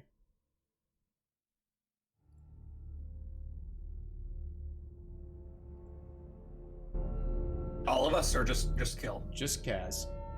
Oh, Kaz. You're muted, Garrett Garrett. can't hear you. Garrett, you're muted, you fucking idiot. Oh, he's still muted. He's not muted. I think it must be something. Is your mic Classic turned off or Garrett. something? Oh, it was. You're Am back. I here? It was Yeah, we can hear you now. for some. Oh, I know what. Okay, it was going. Oh, It was going to this mic because I unplugged it for a split second nice. to undo some connecting wires, twisting, combining. wow, what a good story. Tangled. I couldn't think of the word fucking tangled. There we go. I'm good now. Anyway, I got a 12 on that roll. Deeper inside, you can't make out what exactly it is that is causing these flickering shadows that the torchlight seems to be casting around these pillars. You're not entirely sure what they are. But deep beyond, maybe 100 or so feet in, beyond the torchlight, low lit, you see what seems to be the makings of a statue, a great statue far in the distance, of what you're not entirely sure. Maybe a humanoid person, but you're uncertain. I'm gonna get closer to that statue. What is that? What's going on?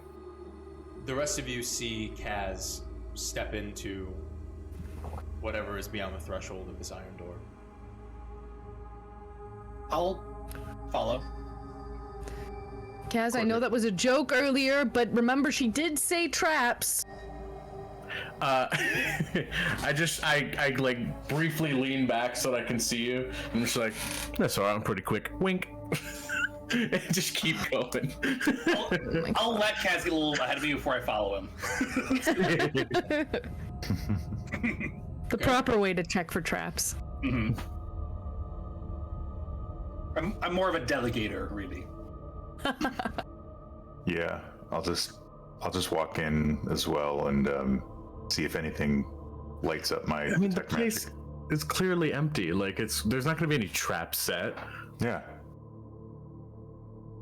What, do you think they would hide a trap? Well, you think that? Why would an empty dungeon have traps in it? Well, an empty, abandoned laboratory that's clearly seen better days. The traps have been tripped already, mate. You can take those chances. I will stay in the back. I absolutely will, and I'm gonna look very smart.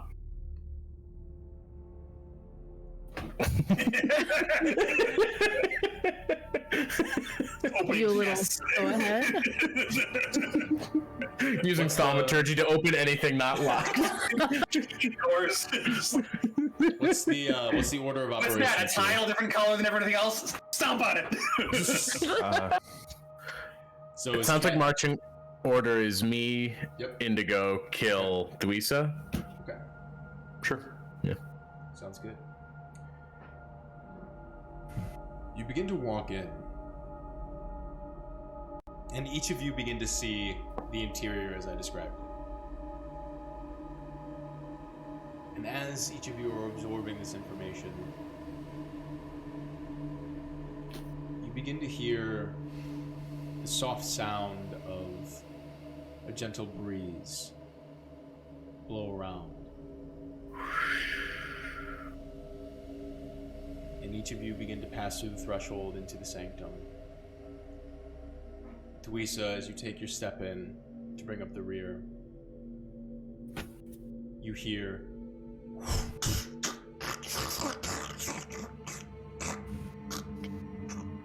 as you turn around, you see the door has slammed shut behind you. You think that's normal, Cass? Well, it's efficient. It's cold up here, isn't it? I'll go see if there's a mechanism to reopen the door from this side. I'm still going to the statue. I am unperturbed. Does that statue light up magic? No, nothing in here lights up magic. Okay. The statue is also like 100 and some feet away, by the way. It's a ways away from you guys. Okay. Yeah, I'll if Kaz is ahead of me, I'll kind of jog up so that I'm, unless he like actually turns it into a race. I just want to kind of As be Kill next to him. approaches, I break into a sprint. Yeah. No, Yeah, if he races away, that's fine. you move up with him. Yeah. Okay. Indigo, you turn back to go investigate the door.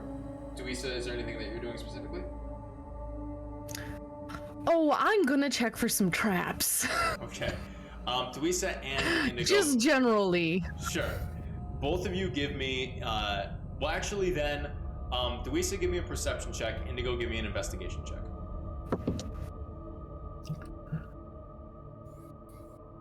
12. 7. 12 and 7. Indigo, Nerds. you quickly realize that number one, there is no handle or knob on this side of the door. The door seems to be sunken into the wall and is now flush with the wall itself. It almost appears as if there are no seams to the door anymore, and it's just like an inlaid sort of pattern on the wall now. There does not seem to be any way to open it as far as you can tell. Duisa. Hopefully there's another entrance of some kind, perhaps. Duisa, as you begin to Otherwise, we're look all around, quite fucked. you start to notice a little bit more of the sanctum. You quickly get a realization that there are not cavernous walls that surround you all, but a continuation of a pervasive darkness that just extends out of your vision. And suddenly this interior feels overwhelmingly expansive. What you're able to see at the edge of this darkness that your friends seemingly haven't really noticed as they're fixated on a few different points. The earth beneath you at the edge of this darkness curls downward. And you realize you're not necessarily inside of a cavern, but you are atop some sort of a platform.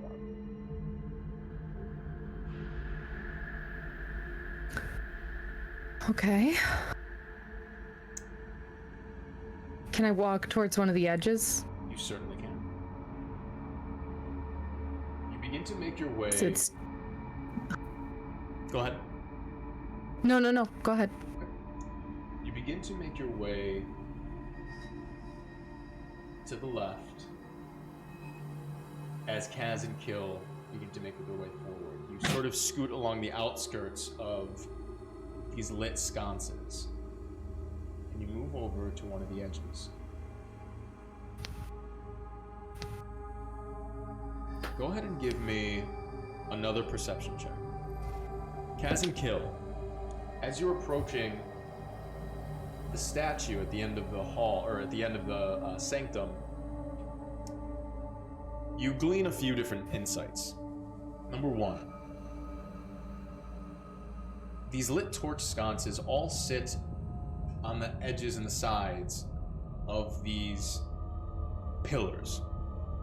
These pillars are about 20 feet tall, and as you look up them, they don't reach a ceiling or anything.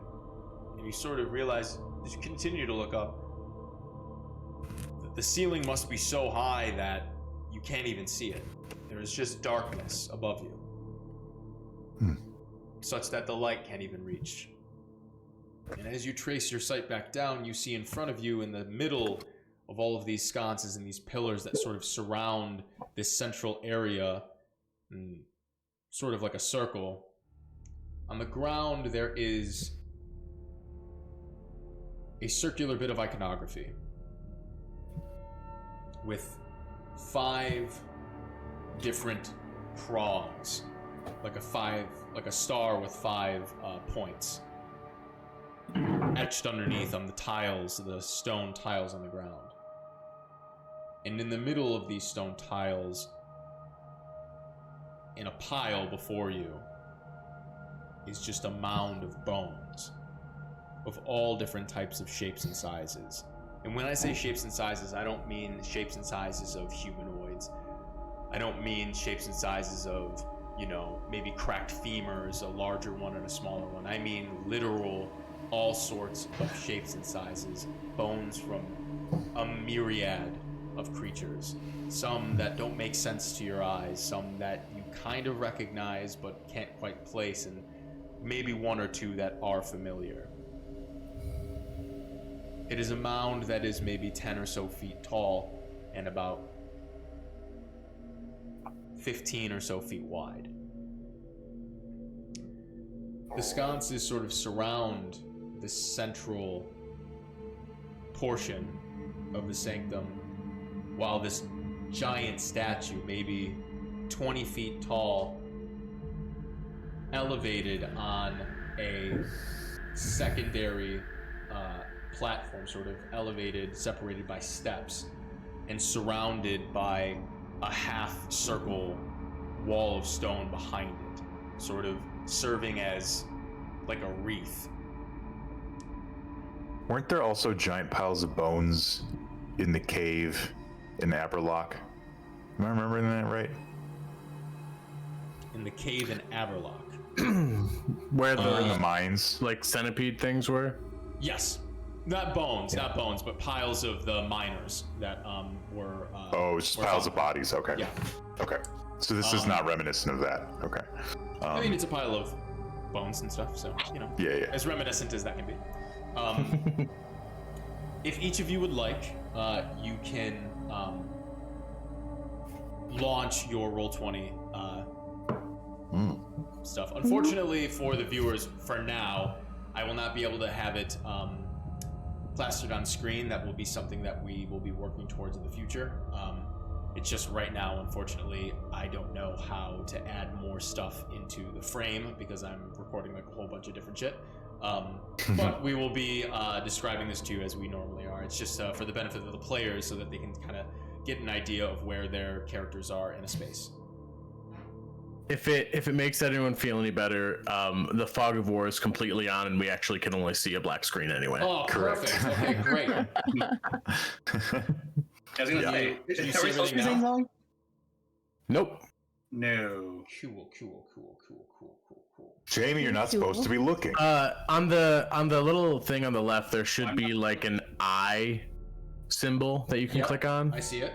Reset fog. Are you sure you well, want I to think- delete all the revealed areas? I didn't reveal. Well, I'm trying to reveal them all, right? Reveal areas. Oh, and then I just what? I just do this? Boom. Can you see it? Yep. Boom. Yep. There you go. Great. Okay, cool. I knew how to hide it then before. Ha ha ha. Gotcha. Gotcha, stupid ass. Hell yeah, this is dope. Can I move your icons in the thing though? It's like covering up half my fucking screen. I know. Oh yeah, you can. If you go into settings, I believe is that audio and video? It's been moved around a little bit.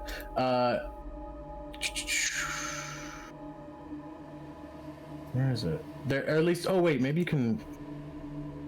I know there's a way to. It's been moved around, unfortunately, so it might take me a second to find it, but I will. That's okay. While you're doing that, Tuisa, what'd you get on the perception check? Well, I rolled a natural 20, so that's a Whoa. 25. Amazing. Hell yeah. As you peer over the edge, you glean a couple things. Firstly, maybe, only 5 or 10 feet across from you, there seems to be an additional platform that just sort of expands into the darkness. You can't really see too far beyond it, but now as you've walked up directly to the edge, you notice that it is there. However, when you look down, you get a retching sense of vertigo as you realize that you are very, very high up in a space. This just Oh, I'm sense gonna of the crawl back void. from the edge. Sure. This sense of this yawning void beneath you hits you very, very hard as you begin to peer over, and so much so that you take a few steps back. Yeah. Sal, do these lit braziers not emanate magic? No, none of this emanates magic. Wow. Okay. It's just fire. Yeah. I will like say, by the way, these ain't magic. Somebody lit these. Real quick, Sal. Yes. If you go into settings, Yep. audio and video, Okay. video display, player video / avatar size, click that, go to names only. Okay, where's video display? Oh, video display, got it. And then player names, player video avatar. Yep. What? Yep. And if you click that, it should open up, and there should be an option that says names only. Perfect. Oh, amazing. Thank you, Gary. Okay, great. You're welcome. Yeah. Okay. Continue. Sorry. I'll approach and step into the area. And just kind of like. You should be able to move your own characters, can you not? No. It doesn't look like I can. Okay, I can do that. I can make that so that you can. By the way, on my screen, these giant ass avatar things are still there.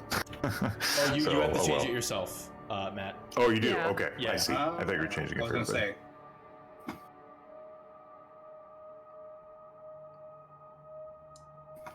Got it.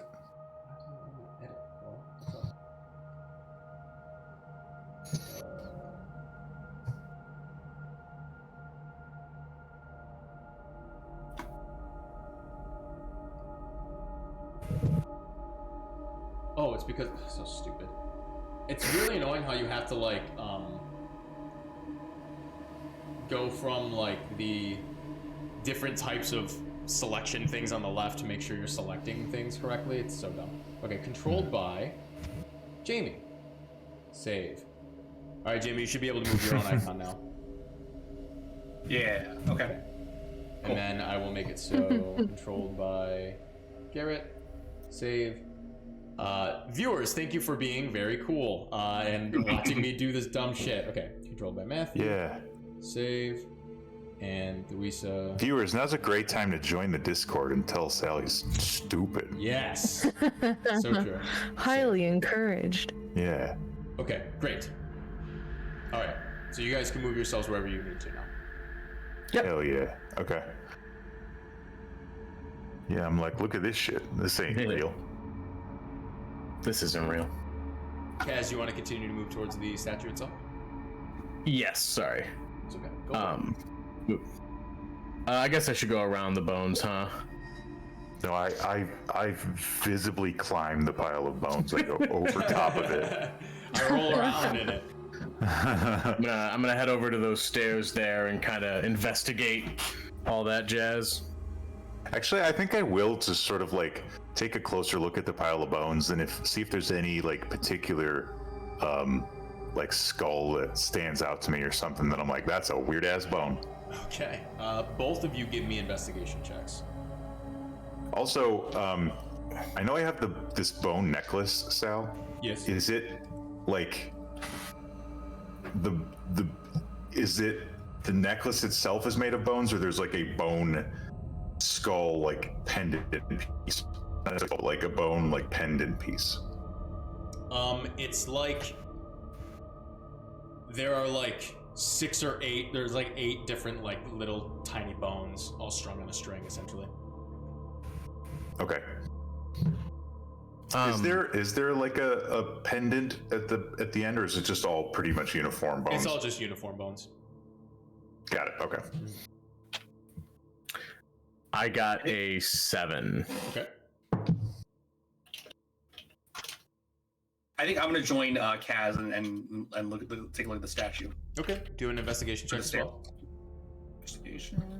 And then Matt, would you get I investigation? got a 16. Okay. Actually, hang on. I rolled with advantage because I was thinking perception, so let me re-roll. That's much worse. It's an 8. Okay. And I got an 11. Okay. And Tawisa, are you doing anything while they're doing this? Just wanted to see if there was any interesting looking bones, but people have searched the bones, so I'm just gonna sift through bones. Okay. Well, then you can aid Kill, and Kill you can roll one more time for investigation. Perfect. Okay, that is better. That's a 14. Okay. Kill, you begin to sift through the bone pile along with Tawisa. And a lot of these look just entirely foreign to you. There is one in particular, though, that stands out as a little bit more interesting. Something you've never really seen before. It's this skull with a overly large cranium. It looks almost human at first glance, but the cranium itself is massive, like probably the size of, you know, maybe like it's probably maybe like a 3-foot diameter, maybe, of a skull. It's a very, very large skull. Is the whole skull big, or is it like It's just human and like, then? yeah, and then the yes. So it's some Where the- Brainiac shit. Yes, some Brainiac shit for sure. Okay.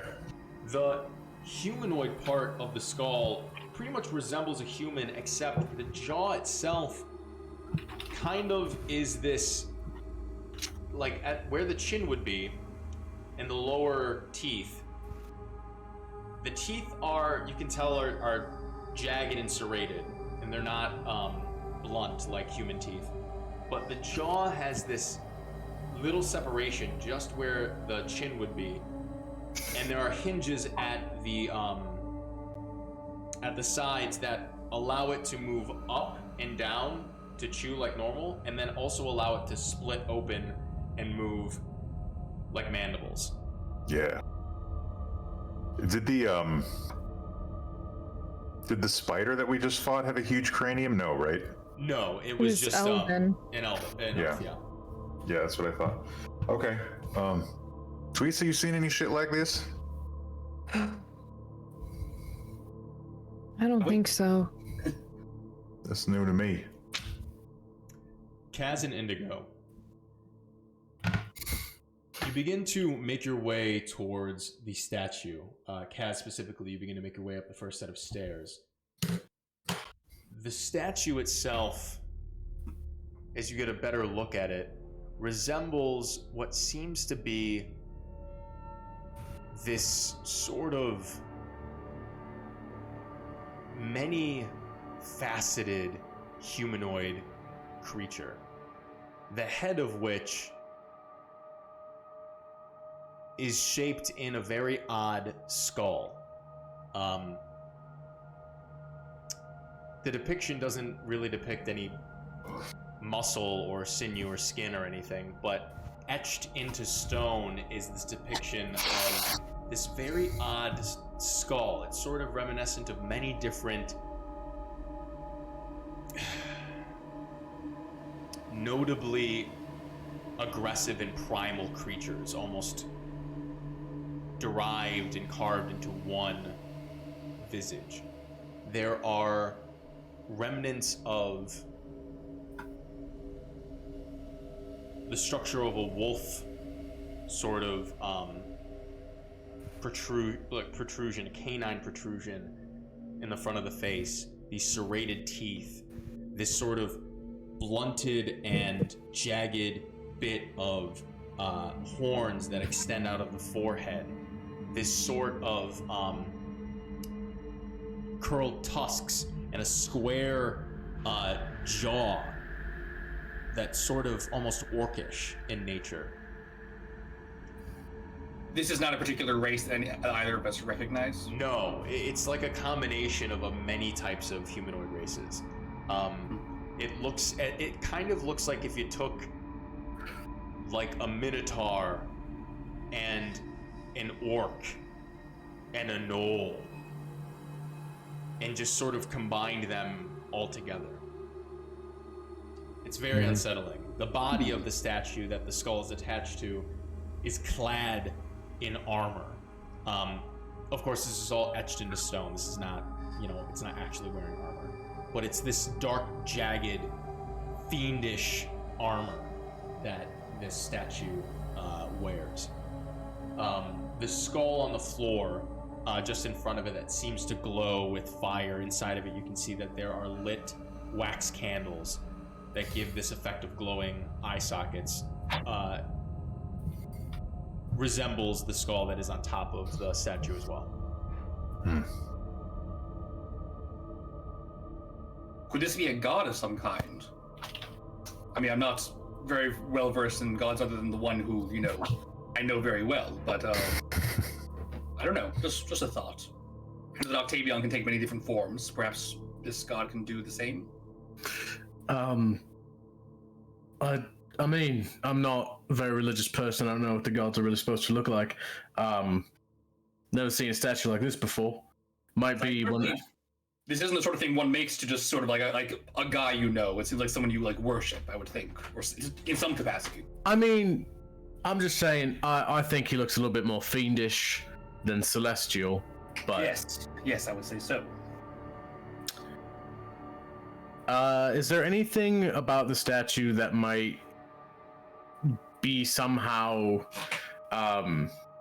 enlightening as to who this is supposed to be? Is there like an epitaph, I guess? Sure. Give me a perception check. One more time? Give me Is a there a perception lord? check, Perception check.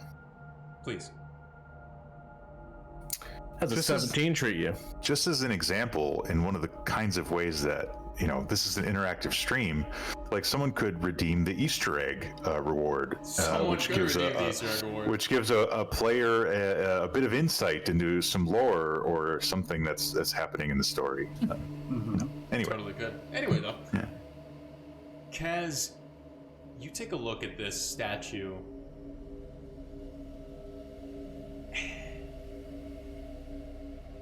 I mean, there's nothing that would indicate a name or some sort of idea of who or what this represents.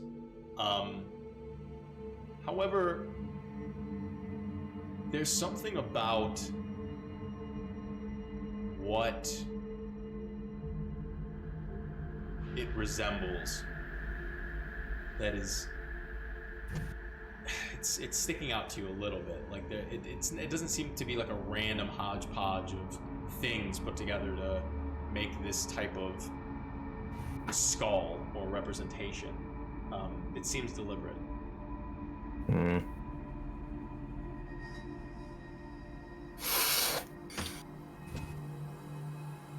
Yeah, I personally have no idea.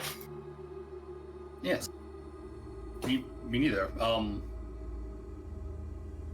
I mean, I'm not saying I wouldn't. That's all I'm saying. That's I don't know if that's helpful or not. Just that's what I have to offer here. Indigo. There's very few people I see that I think you wouldn't. There's very few hard no's, I think, in your life. Yes. Mm. I might have a problem. I mean, it's, you know what? You're just open-minded. Yeah, that's how I like to think about it. Yeah, Open to new experiences. That's absolutely. well. Kind of poke around the rest of the room, see if I see anything of interest. Yeah. You begin to poke around the rest of the room, and Kaz, as you continue to stare up at this statue, you close your eyes for a minute, and you just try to remember all of your past experiences in places like this. Back to the island of Moor. The sanctums inside. Desmua's lair. The home of Blacktongue.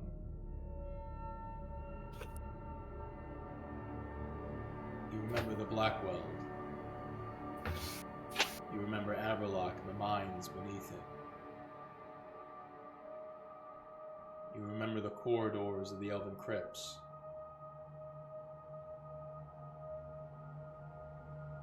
And you remember your descent into the Hells. You remember the demonic gnolls that you fought against. And you remember just before that, before your arrival to Four Point Cross, your conflict with the demonic wolf. And its den. And you remember the crude representation of this very statue. I pull out my little totem with the 2 rubies in it. Is that? It is. Oh. Oh, and I like turn around and see everyone kind of doing their own thing. Is there like a place for me to put this totem? Is there like a like a slot that I'm supposed with a USB port for this bad boy? You take It's a like, look oh, yeah. at the feet of the statue. And sitting before it, inconspicuously, just on the ground, protruding maybe a foot off of the ground itself, on a little pillar,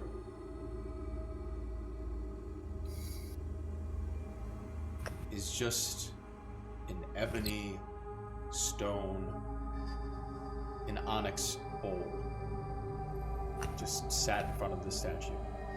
Very unassuming. I mean, the grandeur of this statue eclipses this little thing. It's easy to miss, but when you're looking for it, it reveals itself. No one's watching me right now, right? Everybody seems to be doing their own thing. Studying bones. Oh yeah. Duisa and Kill are in the midst of, trying to discern the bone pile, and then Indigo did walk away to try to get a better understanding of whatever else is going on here.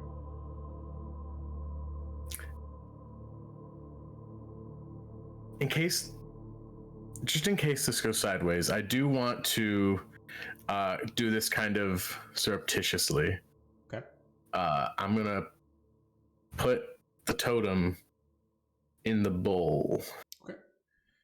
You slowly move up to the foot of the statue, and you just casually place the totem in the onyx bowl. And you hear a very faint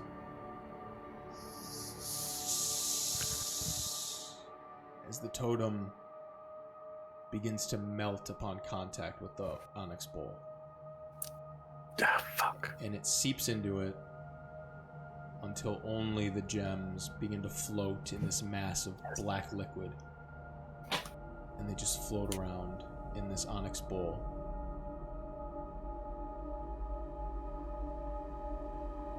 And they begin to glow a dull red, each of them, as they turn slowly. And you hear inside your head,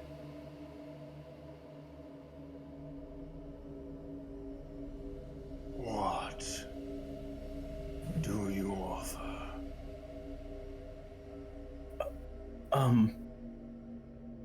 I kind of thought the totem would be enough, but I sort of just like do a pat down of myself, and I hold out the sword, the like weird gnarled sword thing that I have. Do I just put it in the bowl, or? My price is flesh.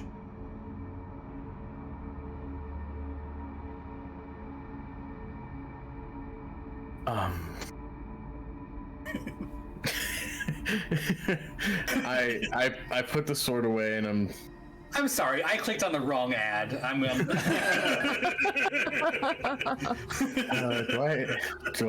do I perhaps have flesh on me? Do you have flesh on you? Oh, flesh. You got a lot of flesh on you. I Bare take out my dagger, and I just sort of like cut out a patch of skin on my arm and drop it in the bowl. Okay.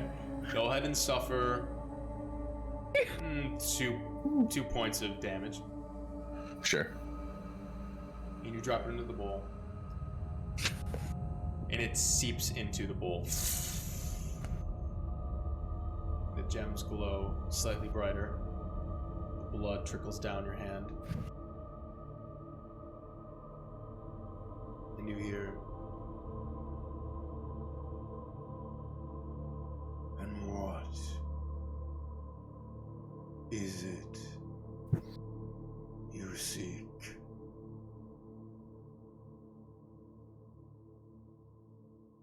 I turn around again, trying to make sure Again, that no one's like really paying attention to me, but I assume I'm saying this in my head.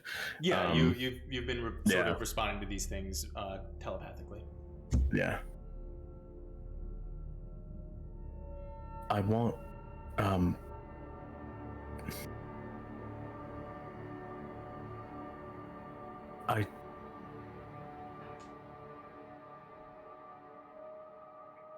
I want the power to defeat Eric Stand.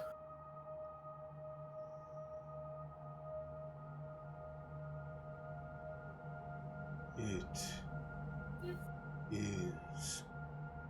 And you all hear as some sort of apparition sort of appears off and to the left, just behind this pillar here, as it steps into the light. This sort of skin stretched close against the skeletal body, tattered robes, once of bright, vibrant colors, all a myriad of the rainbow, sort of flutter in the still air around you, all muted and almost washed out tones of gray, holding out a wand, very reminiscent of like a more skeletal, grotesque version of Voldemort type situation. This spectral humanoid creature appears and says, "What have you done?" and looses out just an eruption of magic at you, Kaz. I need you to make a dexterity saving throw.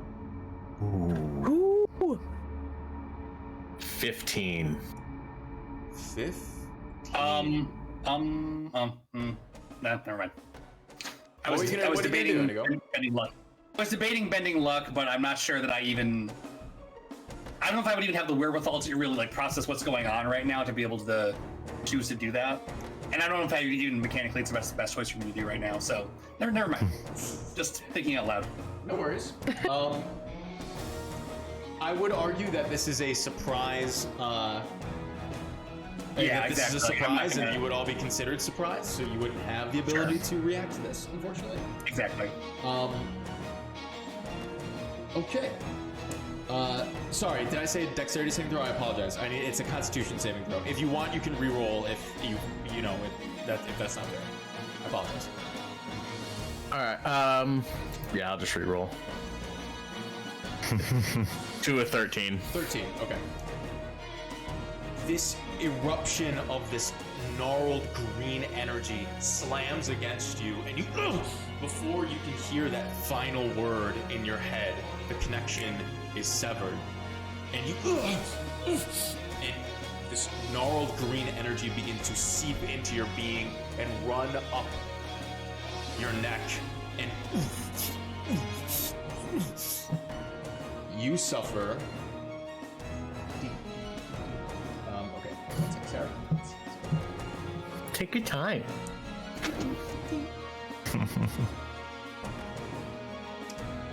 Okay. You suffer 34 points of necrotic damage.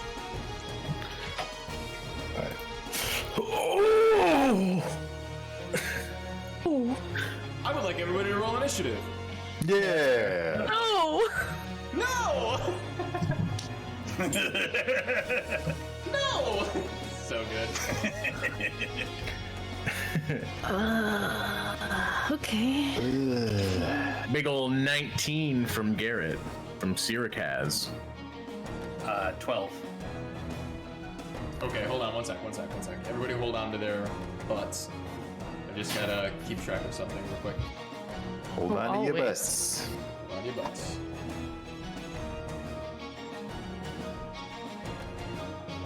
Never Is let this our go. friend over here? Oh, I also have a Von May with you, Amazing. given to me. Incredible. What does that one do again? Okay, so my next ability check or saving throw. Dope. Great. Okay, so, Indigo, what'd you get? 12. Okay. Kale, what'd you get? 21. 21. What? Kaz?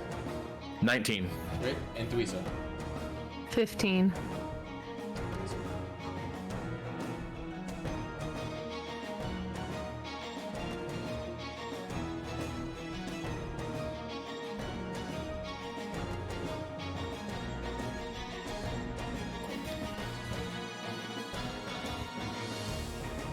Okay, great.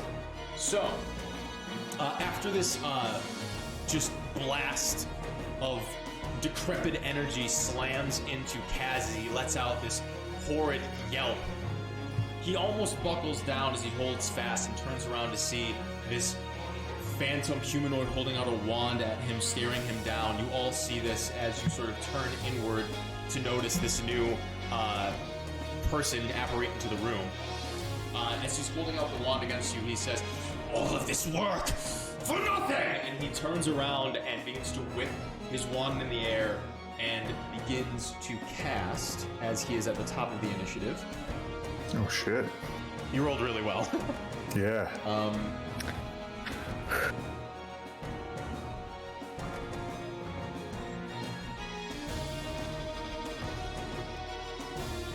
He is actually going to...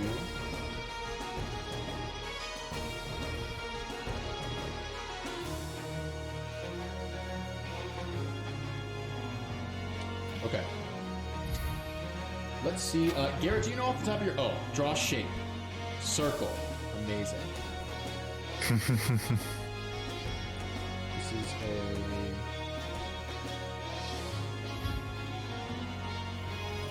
...20-foot radius sphere. Actually, I think if you click on a token, you can just make that. Really? If it's centered on him, yeah, you can give him an aura. Not centered on him. Okay, never mind then. 5, 10, 15, 20. 5, 10, 15, 20. Oh no, it's just gotta be like this. 5, 10, 15, 20, 25, 30, 35, 40.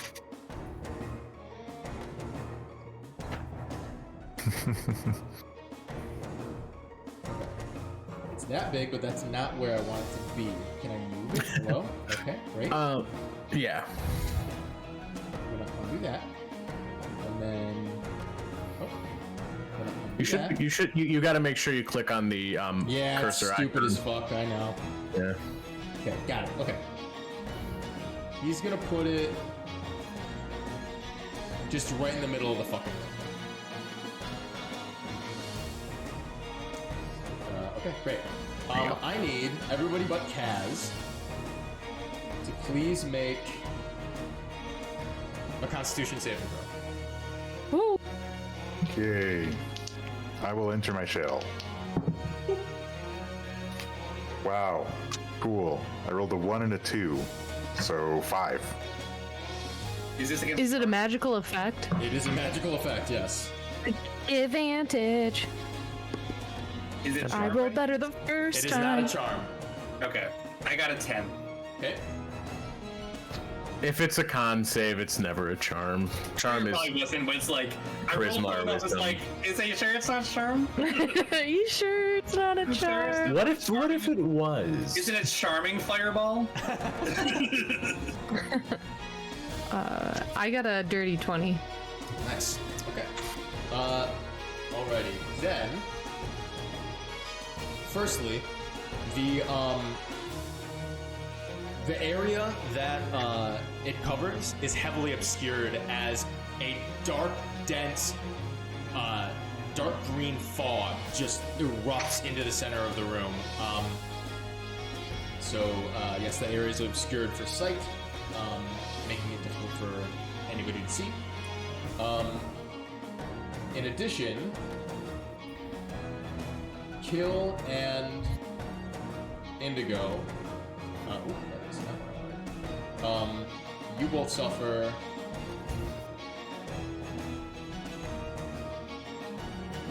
26 points of poison damage. Oh boy. Dweeza, I believe this is thirded for you, right?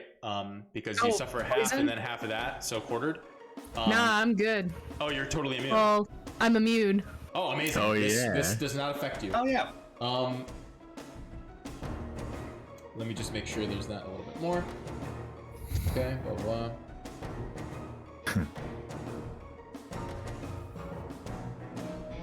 Yeah. Great. Sal, does Kill recognize either of these spells?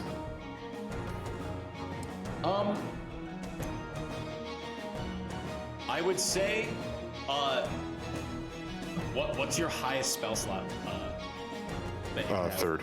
Third? No, you do not recognize either of these. Okay. Okay. Alrighty, that is the end of this creature's turn. Kill, before your turn. The earth around you all begins to shake. And the bones in the center of the room begin to rattle and rumble. Duisa, because you seem to have not been affected by this expulsion, the creature that casted the spell turns its wand, flicks it, and just sort of raises it into the air, and the bones in the center of the room begin to whip up into a little tornado frenzy and begin to just make their way towards you and rake across you. I need you to make a dexterity saving throw. I will do that. I failed my dex save to get my cat from not jumping on my shoulders. Amazing. So let's see how we do on this. That's a 10. 10. You suffer 10 points of bludgeoning damage as the bones careen through as a whirlwind and just smack against you, bruising you. Okay. And that will be the end of the lair action. Kill. It is your turn.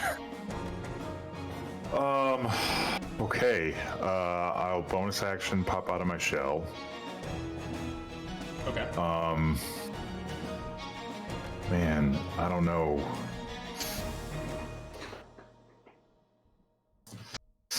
This fog is obscuring our sight. You said. It is, yes. Yeah. Okay. To the point where I can't tell where anything is while I'm in the fog. Correct. Okay. Can I, but I saw this guy before he cast the spell, right? Yeah, you know where it is. Yeah. Okay. So I'll go ahead and move 5, 10, 15, 20, I guess, behind him. Okay.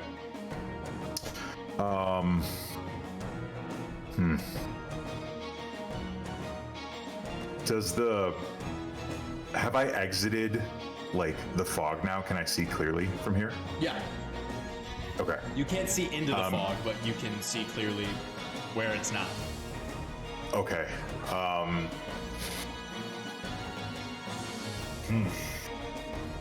Can I see him? Oh yeah, you can see him. I mean, he's like 5 Okay. feet away from you, directly in front of you. It's not like the darkness spell where you step in and Yeah. you cannot see anything. But like, you can't see anything more than like 10 feet in front of you if the fog is in your way.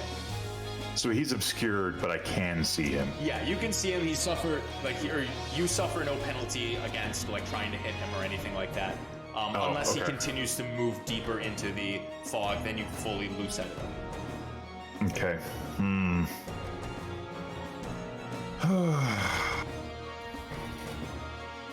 All right, I'm gonna try this. Should be good if it works. I'm going to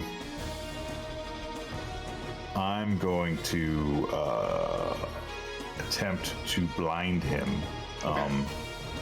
and cast the blindness deafness spell. Okay. So that's a Constitution saving throw. Okay, Constitution saving throw. Should be pretty good. Magic users aren't known for their con. That's what I'm hoping. That is an 11. Okay, he is now blinded. Okay. He at the end of each of its turns, it can make another save to end the spell. Okay. But yeah, it is blinded, so he cannot see. Okay. As you boost the spell on him, you see its body sort of convulse. He brings one hand up to his eyes, and his head. Where are you? Very good. I'll answer his question by just being like, "What the fuck is your problem?"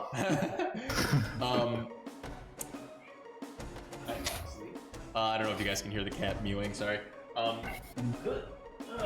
That is. We your got a action. party drinks, by the way. Party drinks. You want to have a sippy sip, Mister? Woo! Party drinks. And that will be the end of my turn. Yes. Hell yeah. Okay. Sounds good. Kaz. That brings us to you, my friend. So I heard him say, "Where are you?" Right? Yes. All right, and I'm seeing this fog. I think if I'm stealthy, I can get up to him without him knowing I'm there. And there's plenty of ways I can do that. I don't know if this is exactly a viable path, but I'm sure I can, like, boom, boom. So feels like I can get there. You want to go into the fog?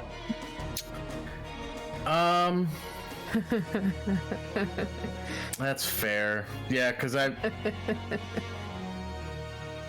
Okay. But I know like almost exactly where he is, assuming he hasn't moved.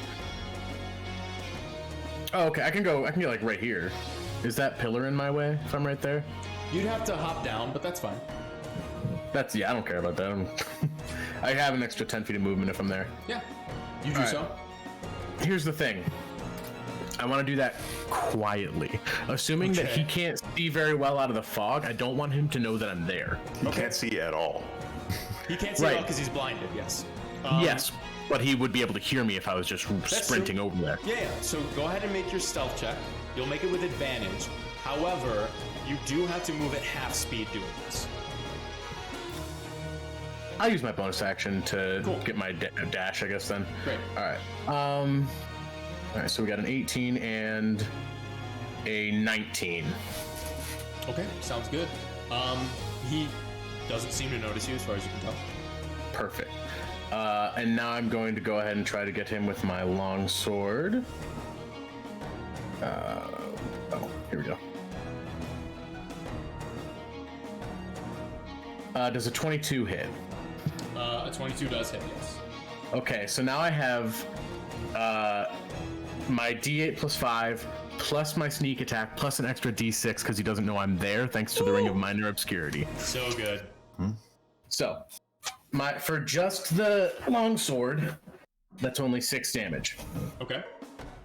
For the sneak attack, 9, so I'm up to 15 plus another D6, which I think I just have to roll freely. And the longsword is just the sharpened sword, right? It's not the magical one. Yes, it is not magical. And then add another 5 to that. So for a total of 20 damage. Okay. We're gonna subtract 3 from that because it takes half damage from non-magical attacks. Sure. So that's going to be 17. 17 points of damage. No, 18 points because you said 21, right? No, it should be 20 exactly because I have 6, 9, and 5. JK. So 17. Yeah, there you go. 17 points of piercing damage as you slip in and slice. You can feel the blade. The damage that you cause is what you do with the blade, and you twist the knife and you make sure you go for the right, position in the body. But you can tell the blade itself isn't cutting as viscerally as you would like it to. Okay. And I should have another, I think, 20 feet of movement because I've used 40 to get here, and I had to use my bonus action. So I'm going to go ahead and back up to, like, here, which is only 10 feet of movement, but that's where I'm going to be. Great. Wonderful. Incredible. Okay. I am... A cinema.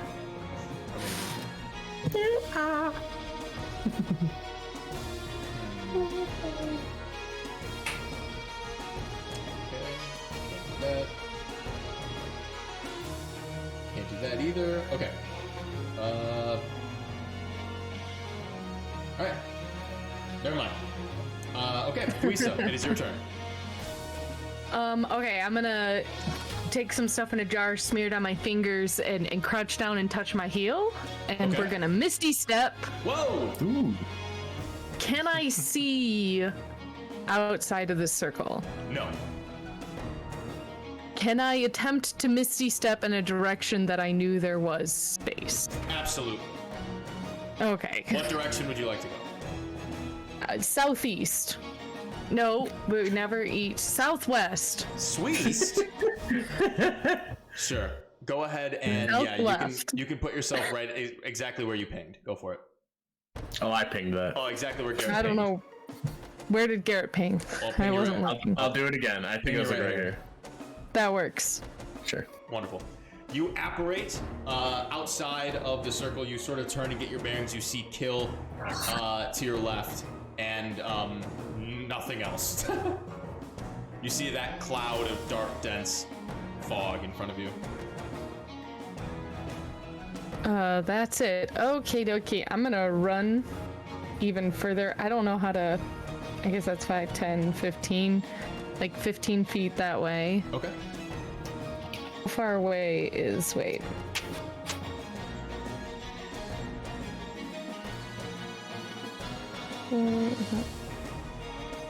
Okay, I'm actually gonna go one closer, so am I within 30 feet of Cass? Of Kaz, 5, Yeah. 10, 15, I think- 20, 25, 30, 35. You need to be 5 feet 35? closer. Okay. I'll go 5 feet closer. Okay. I should be able to get there from where I was. I'm going to take out my little twigs wrapped with a string, put them in my pouch of wet sand, and just fling it over the three of us, and we are blessed. Bless up. Bless. Bless up, Bless. says Yes. Moxley. So that's a D4 to attack rolls and saving throws. Amazing. Incredible That's work. my turn. Love that. Alright, Thuisa. I gotta trade on my board real quick. Oh. Indigo. It's your turn, buddy. Yes. So I also saw where this dude was, so I'm gonna move. If I can do, I'm gonna move here and then here. Sure. So Did we?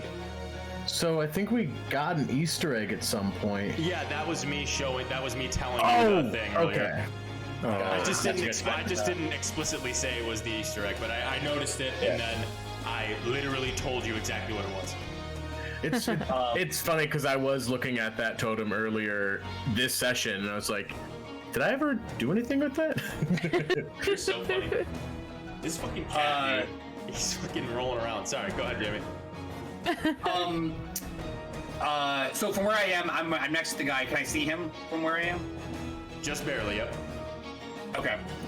I'm gonna try a suggestion You certainly can. on this dude. I don't know if it's gonna work, but I have limited options right now. So I'm gonna try a suggestion and just be like, why don't we just all sit down and have a nice long talk and you can tell us what's going on? Okay. And it's a wisdom save, if he's even vulnerable to this, or, you know, can be affected by this. Wisdom save DC 15. Wisdom save DC 15.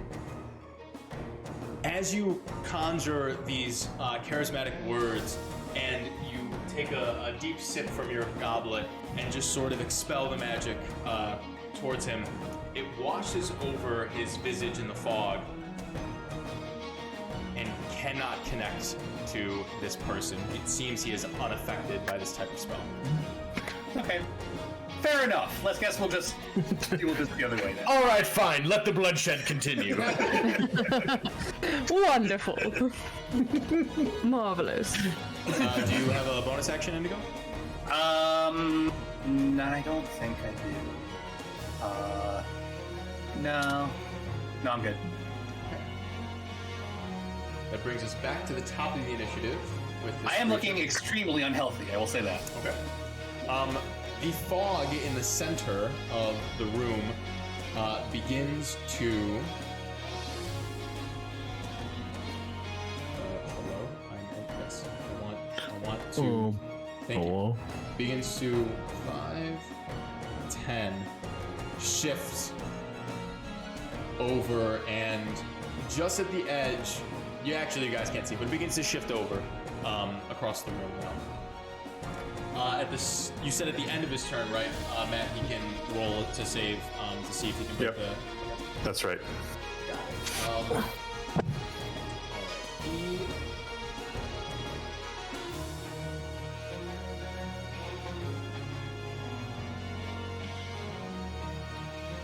He is going to take his wand, and he mutters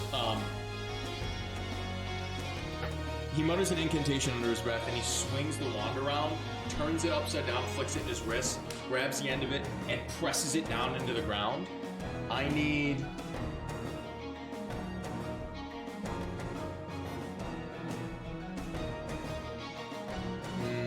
Actually, no, he's not going to do that. Fuck me. Does he need to see to do that? No, he doesn't, but I don't know if he would...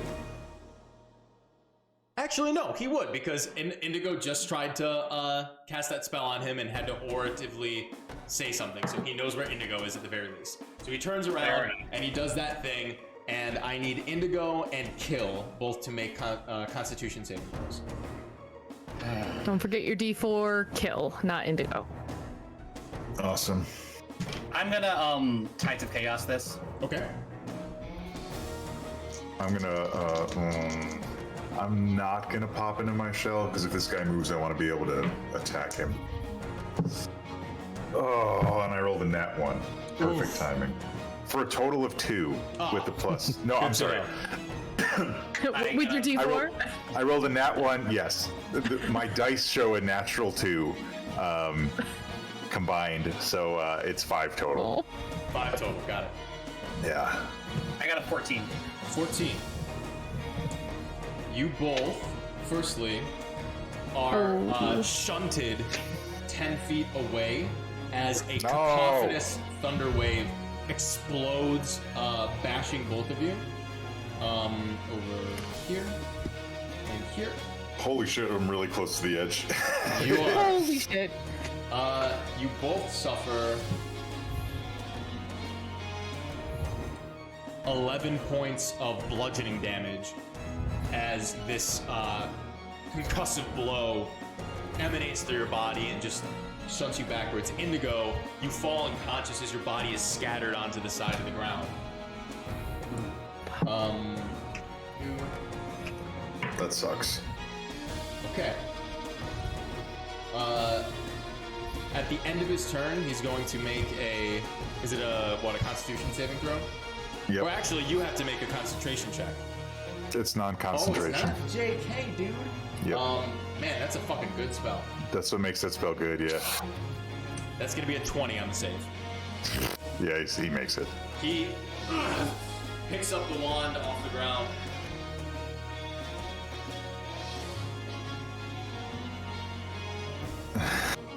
And he just looks around in a defensive stance with the wand. At the end of his turn, on initiative count 20, just gotta check something real quick.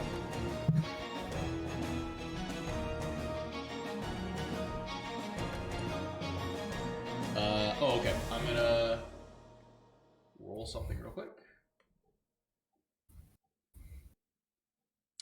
Okay, cool.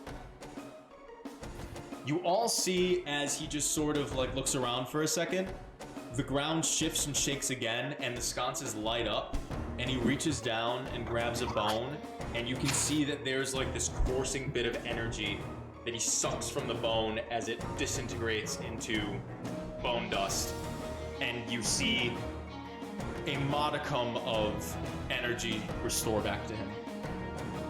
Bitch.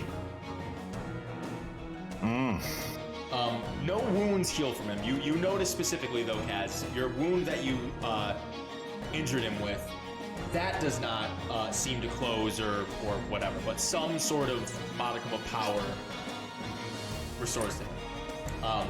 Kill, it is your turn. Okay. Man.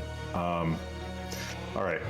I'm gonna pop out of my shell, and I'm gonna move 1, 2, 3, 4 to the edge of the fog, and I'm just gonna try to whack him with the with my flail. Okay. Okay. Do I still have the D4? You should. I believe it's still up. Yes, Still have 2 the bless, attacks. right? Okay. Attacks and saving throws. That's a 21 to hit. I presume that hits. Does he have? Sorry, what? I'm Sal, sorry. can you hear me? I was reading chat. I apologize. That's okay. That's a 21 to hit. 21 hits. Yes. Actually, that was a natural 21, so it's Whoa! more than that. A natural 21. That's right, a natural 21, baby. That's right, baby. Okay. And you beat 5 aces? Okay, so it's D8. And yeah, okay. That is, every time I swing a weapon, it's a burst of thorns. So anyway, so that's 8 damage. Okay. Burst of thorns come out, and then he has to. No, I roll to see what happens next. Now the burst of thorns is 10 feet, or what is it? It is currently 10 feet. Yep. Okay. It's a 10-foot cube. And the creature leaving the area or entering the area for the first time in their turn has to make a save, or they take 2d6. And so, yeah, we'll make the... Yeah, exactly. There we go. Perfect. Hell yeah. Okay, and then the flail effect is the paralysis mode. So he has to make a Constitution save. Alrighty. This could be fucking huge. What's the DC? 16. 16. Constitution saving throw. That is gonna be a 21.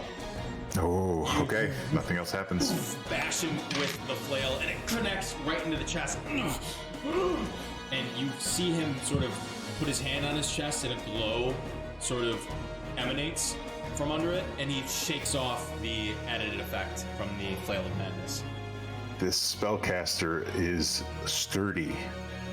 Okay, that's my turn. We're lucky. Yeah. Kaz, it is your turn, buddy. Cool. I'm going to run over here to Indigo and just shove my potion down his throat. Let me make sure I delete that so I don't forget, but that is the last one. So I do that, give him a good old little slap in the face. Wake up, bud. And then I You knock him immediately. unconscious again.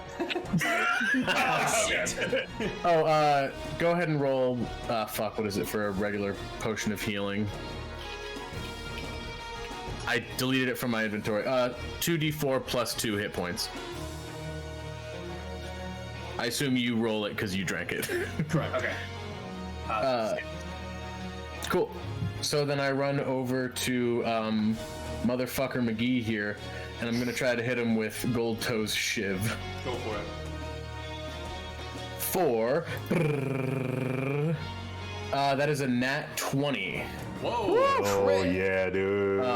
So I'm gonna hit him for, and I think there's people within 5 feet of him, so I'm also gonna get my sneak Sneak attack. attack, yes sir. Yep. You're critting on the sneak. Nice. Does it only doubles the original attack, right? The before sneak attack? Yeah, it's only the weapon damage. Okay. I just wanted to make sure. Okay. For weapon damage, I rolled a 10, or a total of 10. Okay, so that's gonna be 20. Yep. Plus another 10. No. 10 is the 2d6 plus my thing. I rolled a 4 and a 2 plus 4. And then another 10 for my sneak attack. So the total damage is 20. Okay, got it. So you rolled a 4, double that to an 8, add the 2 to your from your modifier to get 10, and then you rolled 10 on your sneak attack. Oh, it doubled just the dice for. I forgot we do it a little bit differently. So yeah, so it would be a 4 It should double be- plus 4. Should be 22. Well, it's so okay. So what's your modifier to your damage for your attack? 4. 4. And what did you roll on the dice? So it rolled 2 different dice, just because it does that, because I'm doing it through D&D Beyond. It rolled a 2 and a 4. Why did it roll 2 different dice? Because I had just critted. I had just rolled a nat 20. Oh, so okay. So instead Yeah, of yeah. doubling the 1 dice, it rolls 2 dice. Yes. Okay. That's just so- how D&D Beyond did it. So we rolled a 2 and a 4. Okay. If so you we're wanna gonna take the the average- 4. We're gonna take the Okay. 4. I'm gonna multiply that by 2, so 8. We're gonna add 4 to that, so 22, or so 8, 12 plus 10, 22, like you said. Okay, just making sure. Yep. I needed to do the math. Yep. 22 points I get of you. damage. Gotcha. Yep. And go ahead and roll a con saving throw for me. You guys are making me roll Constitution all fucking wazoo. 14. Fuck yeah. That passes. Nothing happens. Okay. Oh, You shake now he him gets the again. 14. And it sinks in deeper this time, and your magical blade seems to do a little bit more damage. Very Yep. And then with my remaining 10 feet of movement, I go back to my original position. Sounds Nice. all right, Kaz. At the end of your, well, actually, I have to make a concentration check real quick. I do. I do. DC 11. Oh, okay. I pass it, no problem. At the end of your turn, Kaz, the sorcerer is going to turn over to you. Actually, he's going to turn over to. Oh, it's not. It's. Oh, I didn't give him any AOE for this stuff. That's actually fine. He's going to turn over to you, Kaz, and he's going to.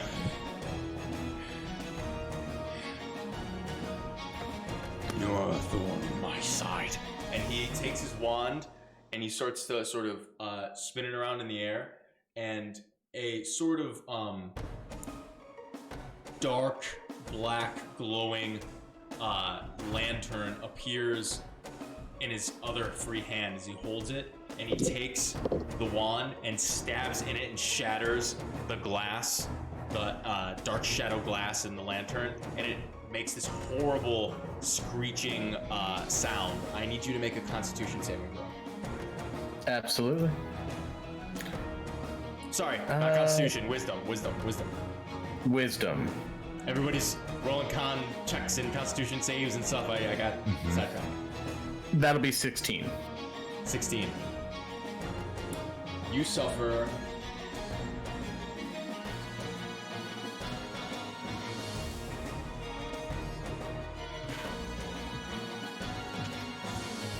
$15 points of necrotic damage as a Can I? piercing sound hits your ears, and this toll of the dead resounds in your body.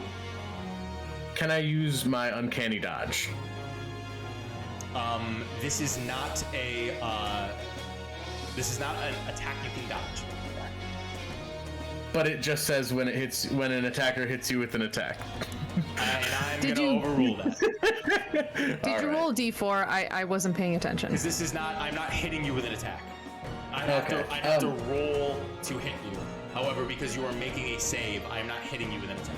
I did not roll my d4, but I think I passed anyway at a 16, right? Oh, okay. Never mind. We'll go ahead and roll your d4. Let's just see. Okay. So it's gonna be another 3, so 19. 19, you succeed, whereas before you failed. Oh, okay. So you suffer half this damage. Or actually, no, I actually don't think you suffer damage at all. Hold on, let me see. Hold it dead. Yeah, you totally suffer. You suffer no damage at all. So you do not suffer this 15. Yeah. Oh yeah. Oh, well, that felt strange. Alrighty. So Dewisa, it is your turn. Are you Ignatius? We were sent by Kata, Make a persuasion check and I will. with disadvantage. Yeah. Okay. Yeah.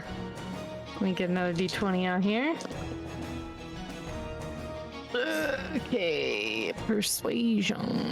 That's 11. 11. Trying to steal my secrets again, are you? And he just continues to hold up his sort of defensive stance. Okay. Can I bonus action healing word at Indigo? Certainly. He is up, for the record. He is up, but he's I'm not doing too well. I'm at 6. yeah. Oh, what is this gonna do? I guess maybe I could save it for keeping people up. I just don't have that many spells left. Yeah.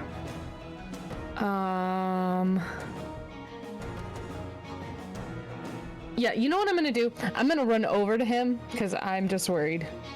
We're gonna actually do a healing word Okay. or healing touch. Healing touch? Cure Okay. wounds. That's the right one. Sure. Cure wounds. Cure Got wounds. this. Healing touch. Healing touch. I rolled a 7 and a 6, which is 13. Plus 4 is what? 17? Got a 17. 17. 17 points to you, my friend. Okay, one up me. Sorry. And Oh, sorry, my band-aid isn't as good as your surgery. can I bonus action pass a healing word Kaz's way? Did my persuasion count as an action? Or a part of my action? What did you want to do as a bonus action? Healing word at Kaz. So you cure wounds and then you want a healing word. Yeah. Yeah, you can do Yeah. that. Okay. I'm gonna. So What's- don't complain. What's your word? What do you say? Don't word. die. Yeah. All right. Word. Okay, that's It's just like boom. 6 on the dice. You get 11. Alright. Take 11. Yes. You see me just like stand up. I feel like twice as good as I did before. Like, you got it, mate. Sounds good. Fuck yeah. All right. Awesome. Dweesa, that is the end of your turn. Indigo, Yes. you are up. All right. So he's not responding to persuasion. So I'm gonna. And what's this green circle around him? Is that? That is the burst of thorns. That is something that kill conjure. Okay. Gotcha. Okay. Gotcha. Okay. Then yeah, I'm gonna try a. Well, I'm gonna do a level 2 chaos. Yeah, level 2 chaos bolt, which I believe will also trigger a wild surge. Yes, it will. Which I'll do the surge first. And this is a greater one. Yep. You can roll a D300, please. Chaos. All right. Ooh. Hope it's something useful and not gonna kill us. Ooh, 83. if it's something good. Oh, something good. Very good. Okay. Sorry. One sec. Pulling it up. Pulling it up. Nice.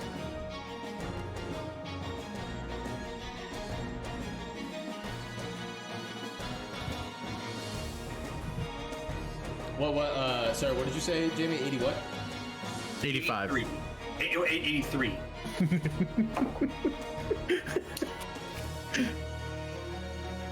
Okay. 83.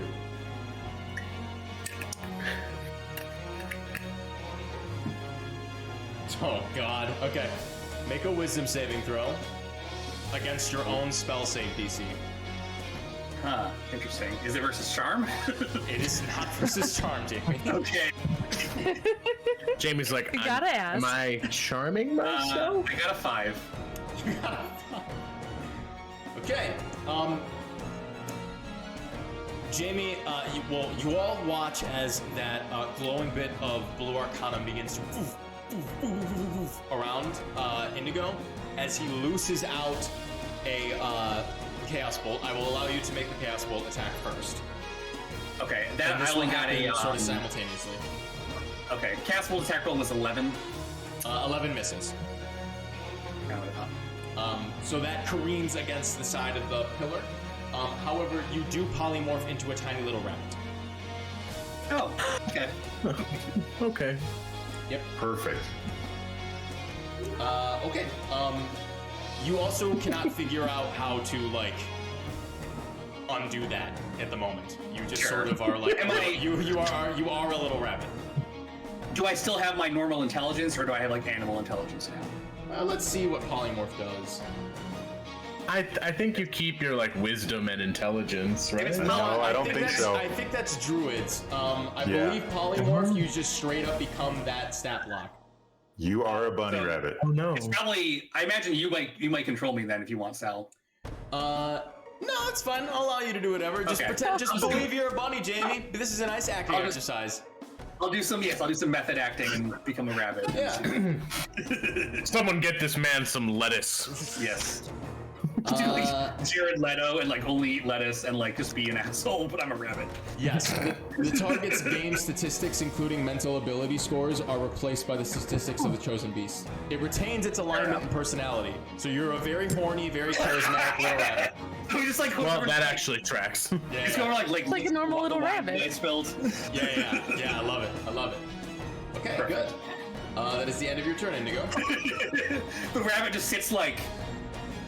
Oh yeah. I don't know. Oh, It yeah. makes a very like. That's the sassiest fucking rabbit.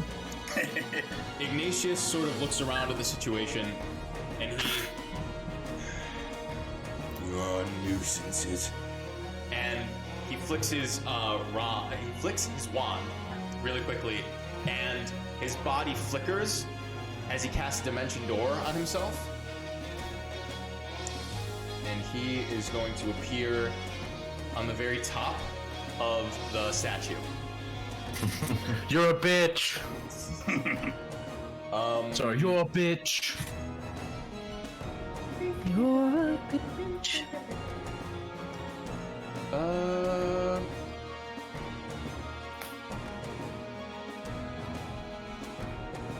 Excuse me. I'm just making sure that is going to be the end of his turn. Yeah, that's going to be the end of his turn.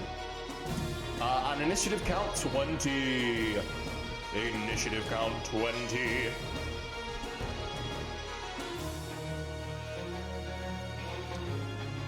Ignatius looks out towards you, Kaz, and he holds his wand towards you.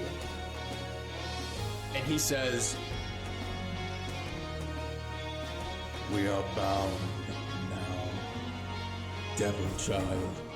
And this tether of dark, terrible energy erupts out of the wand and strikes you directly in the chest. And it just dissipates.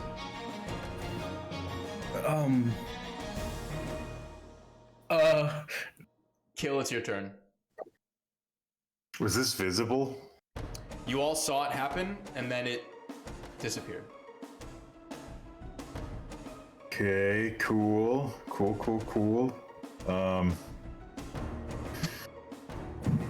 Well, fuck, he's way up there.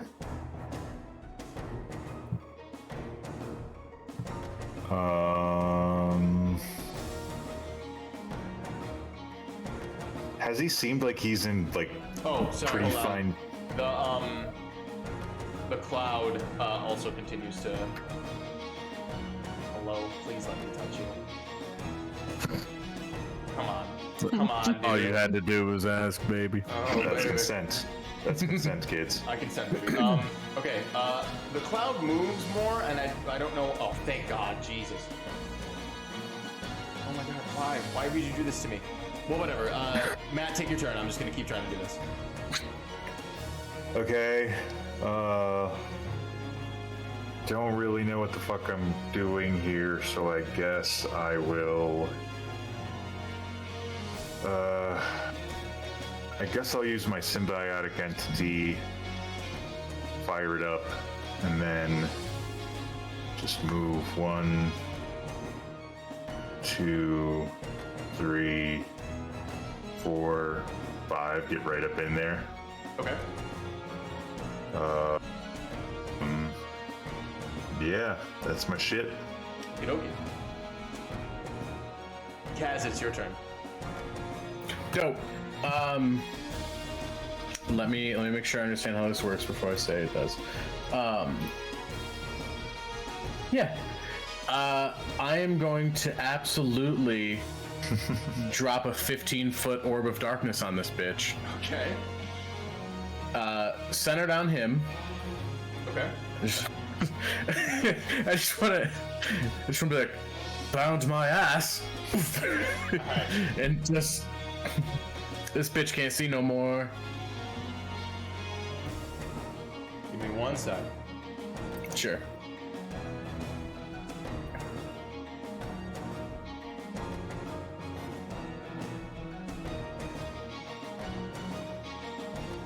Oh, cool.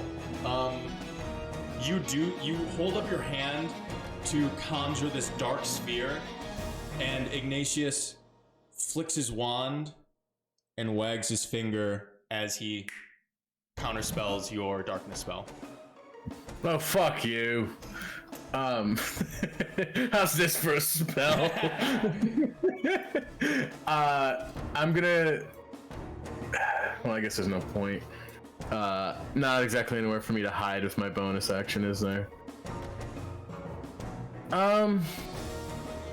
Dash, disengage, or hide. Actually, fuck it. Can I try to like hot? The bones are just laying there, right? Because I remember they moved around a little bit before. I'm gonna use my bonus action to try to hide in the bones as Oh my god. As I switch out my prosthetic hand for like the bow holder thing. Yeah, you certainly can. Go ahead and give me a stealth check. Yeah, why not, right? By the way, I'm so glad I used all my 3rd level spells just to get us here. Oh god. That'll be an 18. 18. Yeah, I mean you're in the pile of bones. You can't see them, so who knows if they can see you. Yeah, the important thing is that it's hard to hit me while I switch over my fucking weapon. That's all. Right. That's right. All right, I love it. That's gonna be the end of your turn. Luisa, it is your turn. Okay, I'm gonna. I don't know, what should it be? It's a little sack, and I'm gonna snip at it. Or no, my like little smelling salts or something. I'm gonna Oh yeah. take a good sniff at it, feel it infuse me. I'm gonna cast guidance on myself, and I'm gonna Alright. say, Ignatius, we were sent by Kata. She hasn't heard from you in forever. She was worried about you. Please, we don't want to fight. I'm gonna try and convince him to stop fighting us. Make a persuasion check straight, right? Because it is a you give yourself some Yeah, advantage. because I get guidance. Got it. Or is that what guidance does? No, I think Guidance is a gives you D4. No, guidance is a D4. Okay, so this Yeah, is gonna be so- at disadvantage, but add your D4. Yeah. Oh god, I rolled 2 4s. Nice. You love to see it. So yeah, 4, 5, 6 plus 1, I think. Okay, so 7. Yeah, never mind. You call out with this plea, and it seems to fall on deaf ears as Ignatius stands atop this giant statue and just beginning to like turn the wand in his hand, just enraged at what he seems to perceive as whatever the hell you've all done. Ah, fucking fine. That's my turn. Bitch. Bitch. Okay. Duisa, at the end of your turn,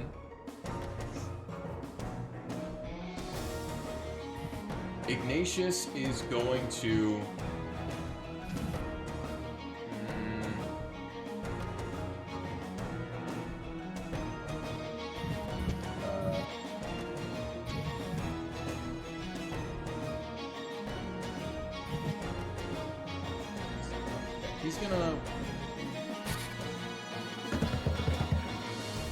he's gonna point his wand at you, and he's gonna say,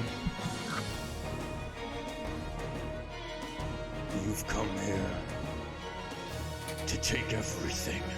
And he is going to cast a cantrip at you. That can't Make a hurt ranged too spell bad. attack against the target. Don't mind if I fucking do.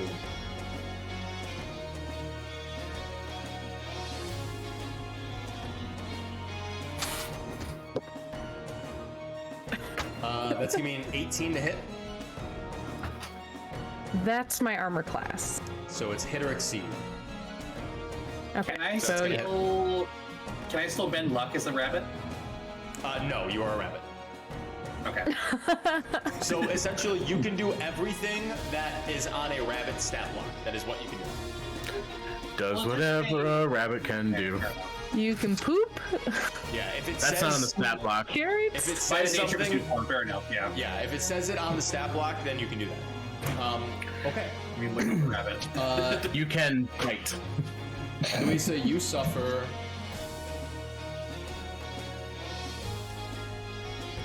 16 points of cold damage as a ray of frost erupts out of his wand and slams into you.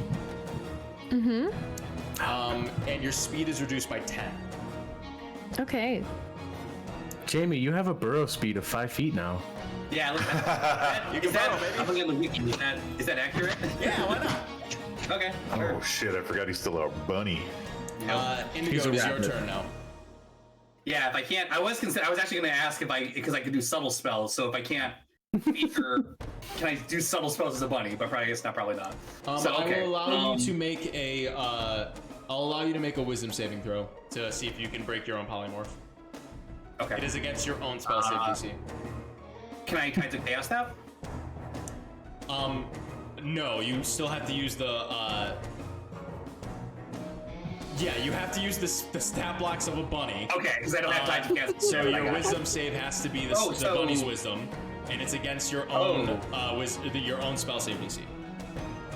Okay, yeah. So what's the where do I find the rabbit's? Just look at the wisdom rabbit's score? wisdom score. Is it on? Okay. Here, I got it up right. Oh, never mind. Okay, I had it. Is it? Are you on the D&D wiki? Is that where the stats are? I Scores, but not saves here. Unless someone else has it. a save would just be then the proficiency bonus for whatever it is. Okay, I'm gonna roll a D20 and then someone tell me what I'm adding to it. So, okay. All right. I rolled a nat 20 on the die. So. Oh well, then you save. Yeah. So you. All right. Ooh, that was Yeah, you become. Anyway, you become Indigo again. sweet. Okay. Yeah. I'm gonna do a level 1 Chaos Bolt on who I assume is Ignatius. And God has referred to him as Ignatius. okay, fair enough. And Also, no, I have. But we don't crit on spells, right? It's just You do just not not crit on spells. Okay. So that's E. Wait, is that So good. 48? Right? Suck this Alright, 24 give me carat. But does he get It's 'cause I rolled- inspiration? It's because I rolled a crit. That's why. Okay. He One does sec. get inspiration though, yes. What does that mean? So you get to roll with advantage on your next d20. Hey, how do you turn off the? So because I rolled a d20, it wants to crit for some reason. How do I turn it off and make me not do that? Just roll whatever it is and divide it by 2. Okay. It's weird that I.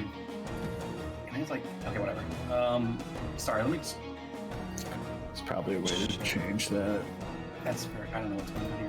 Yeah, can I roll the attack roll again, maybe? Okay, here we go. Fine, got it. All right. So 2d8 plus. Okay, we have 5d3 plus 6. Cancel's so complicated. Okay, it's gonna be. And then a d6. Okay, 11 lightning damage. Okay. You loose. You said it's a chaos ball, right? Yep. You loose the chaos bolt from your hand, and it crackles through the air as it splits into different parts of the atmosphere until it coalesces into the chest of of Ignatius standing on top of the statue, and it crackles around him, and he.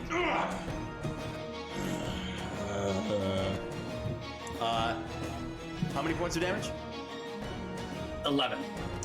He's gonna suffer 6 points of that lightning damage as he seems to be resistant to lightning. Gotcha.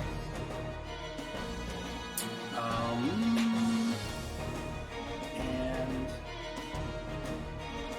bonus action, I am going to convert some of my sorcery points to.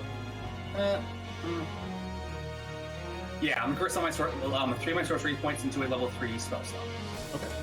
Sounds good. And that will be me. Alright, it is his turn now. Ignatius is going to look down upon all of you.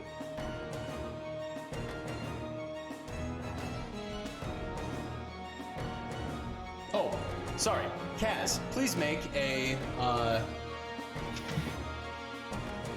Sorry, I need you to make a saving throw for me. Cool. I need you to make a Constitution saving throw, please.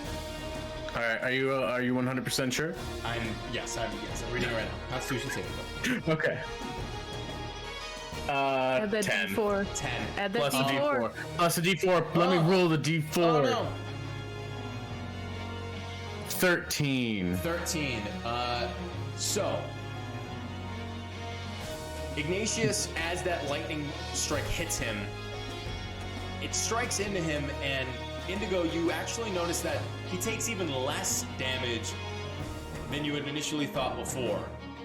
As half of the 6, so 3 points of the lightning damage, is transferred over to Kaz. Kaz, while you're under the pile of bones, suddenly you feel a terrible shock hit you, but you suffer 3 points of lightning damage.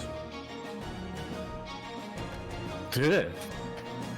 Okay, but on his turn now, he's gonna take a look down at you all.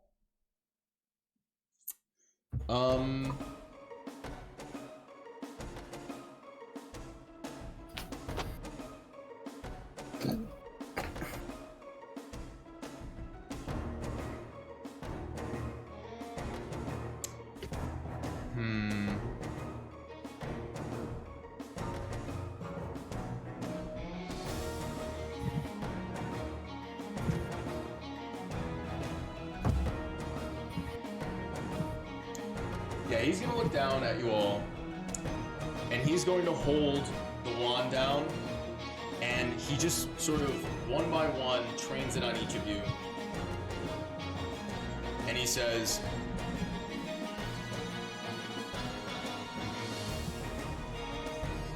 May you be a gift to the Lord of War. and he conjures a tiny mote of fire at the end of his wand, and it disappears until in between all of you, an explosion, as he will cast Fireball at the 5th level. Oh boy. Ow. Also at the top of his turn, the cloud is going to dissipate. Please let me. Thank you. Delete. However, circle.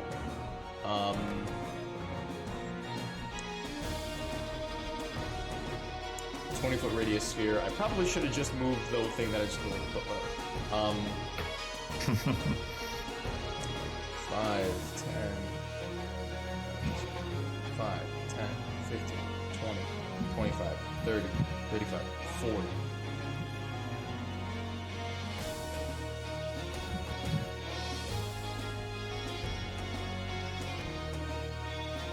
Okay. Just gotta move this real quick as soon as it lets me. Come on, baby. Come on, let me move you.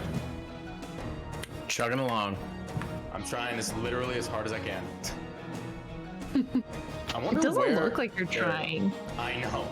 I wonder like where specifically it expects you to. Okay. Yeah, got it.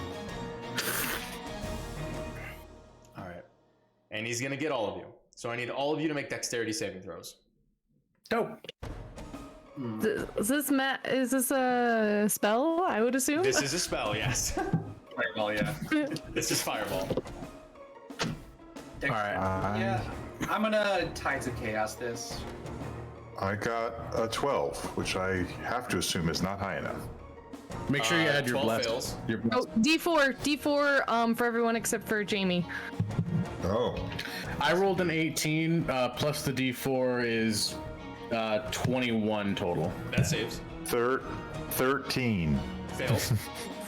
14. 22. Fails, saves. So Dweeza and Kaz save. Indigo and Kill be knocked. So Indigo and Kill, you both suffer 37 points of fire damage. And the other two of you suffer, we'll call it 18 points of fire damage.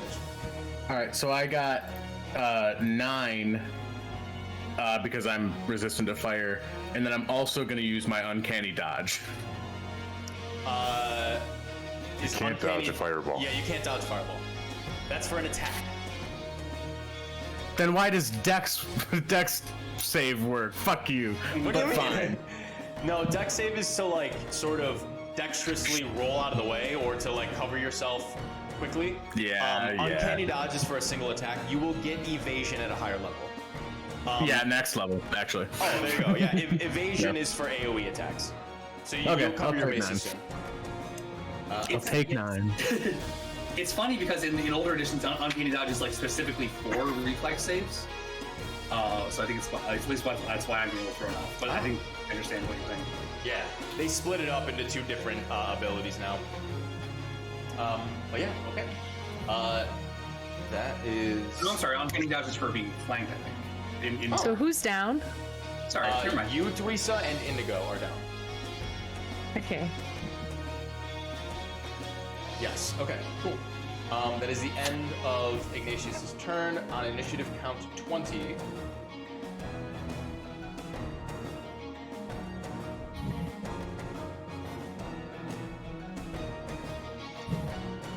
He's gonna reach down and touch the skull on top of the statue, and he's gonna pick up the tiniest little bone,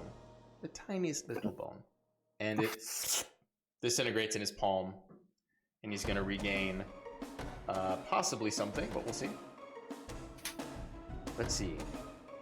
He regains nothing. Nothing happens. Kill, it's your turn. Okay. How tall is this statue? 20 feet. 20 feet. So it's gonna take me multiple turns to get up there. It's ridiculous. Ugh. Okay, I'm gonna bonus action. I will bonus action healing word.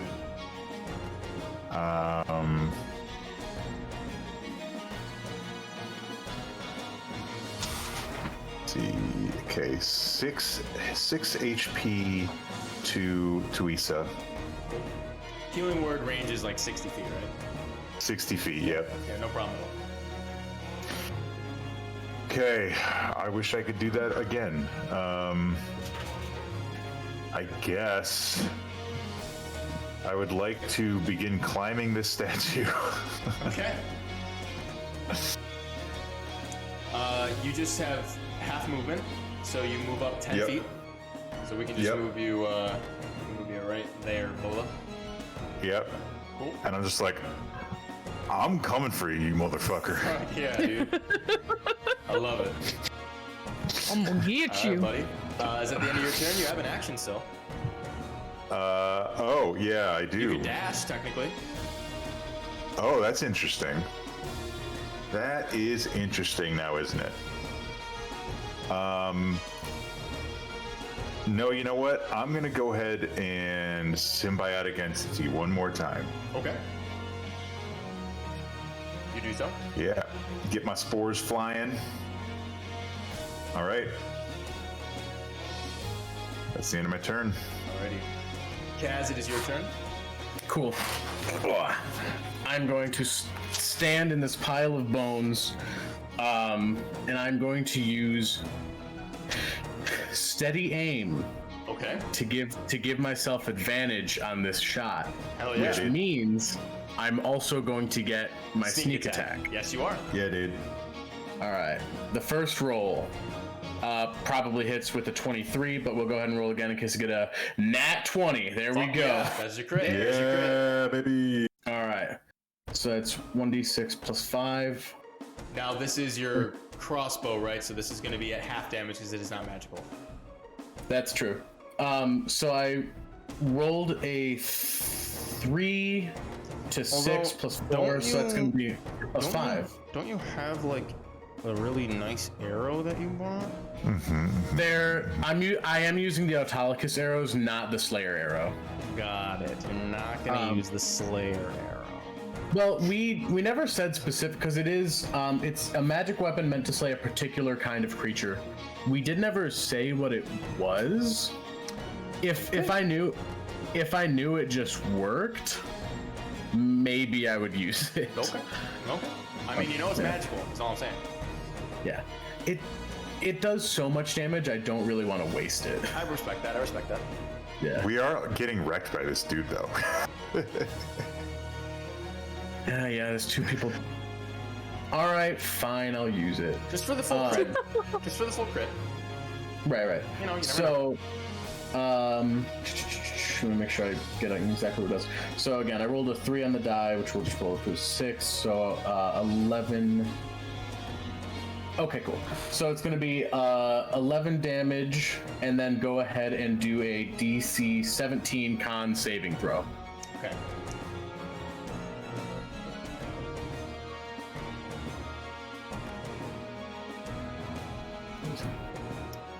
That's a natural 20 for 27. He rolled 27 total? Yes. Okay. So I need to roll, I believe it is 6d10, and then he's going to take half damage. Got it. Wait, 6d10 or 10d6? Yeah, 6d10. So my total was 32, down to 16. Okay. I need you to roll a Constitution saving throw. Can I roll my sneak attack damage first? Yeah, please do. Yeah, so we have 11 and 16 total so far. So 27 plus another 6, so that's going to be 32? 33. Yeah, 33 damage total. 33 All right, damage. and then my con was 8. Okay. D4. Not that it'll do anything. I don't. If you want me to, I'll do it, but I know it's not going to do anything. 8 or a 4 plus an 8 will not do anything. Yeah. Okay. Okay. So you said 33 points total. Yep. Okay. You loose the arrow and it strikes into him. As soon as it strikes into his side, he arches back in pain, and you simultaneously, as blood begins to pour from the same spot that you struck him, you suffer 16 points of damage, and he also suffers 16 points of damage as the damage is halved Cool. and split between you two. So I'm going to go ahead and, if you don't mind, I think I recognize what is happening here at this point. So as I'm like knocking the arrow, I do want to say something like, "It's up to you, Kill," because I'm down, brother.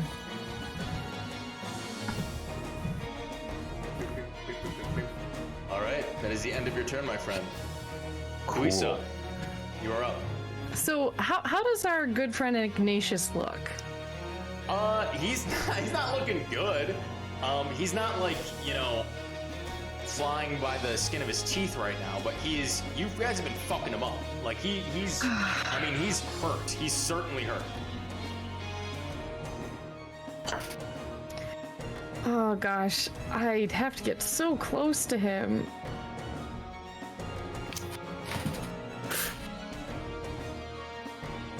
I can't get close enough to him to do that. Okay, well, I guess I'll pull my handy dandy crossbow off my back. And we'll go ahead and try and hit him with just a plain old arrow, because that's all I got. Go for it. Okay, that's a +5, so let's see. Oh, I do get it's a nat 1. All right. You knock the arrow. You try your best, and as you go to loose it, the bowstring slips, and the arrow just onto the ground, and you sting your thumb a little bit. Okie dokie. Can I, with my movement, or does it take an action, try and drag Indigo, like, I don't know, as far back as I can with me? You can try to drag Indigo as far back as you can. You can grab him and move him. You have half movement speed while you do this. Okay, so like 15. Is that what my movement is? 30? Yes. Movement should be 30, yeah. Okay, so we're gonna just. I can't move him, I but can move him, we're gonna yeah. pull him back here. There you go. That's my turn. Alrighty. At the end of your turn, nothing happens at the end of your turn. Indigo, I'd like you to make a death saving throw. All right. Is there a way to do that in D&D Beyond or roll a dice? I'll just do it manually. You just roll a d20 in D&D Beyond. Okay. Okay. It's a 5. All right, that's one failure. So click the little. Yes. Gotcha. Okay, gotcha. Duisa, you begin to see Indigo cough up a little bit of blood as he is unconscious. You can see he's beginning to head toward the darkness. I dragged him over some sharp rocks. That was a mistake. Oh, fuck. Goofy. Back up to the top of the initiative with Ignatius. Seeing Kill directly below him, he is going to. He's got no more of those. He's got no more of those.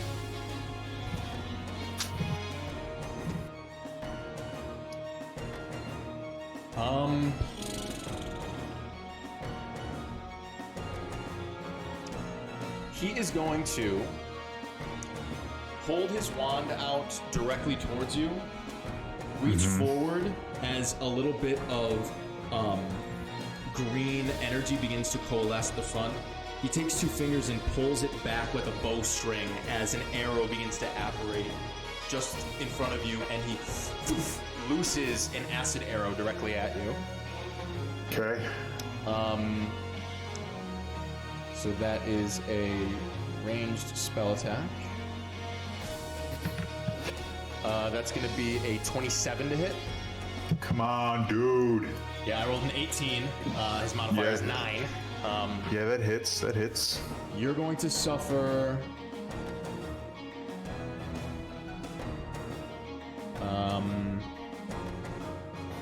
10 points of acid damage. Okay. And you feel this acid arrow slam into you and begin to sort of melt into your veins.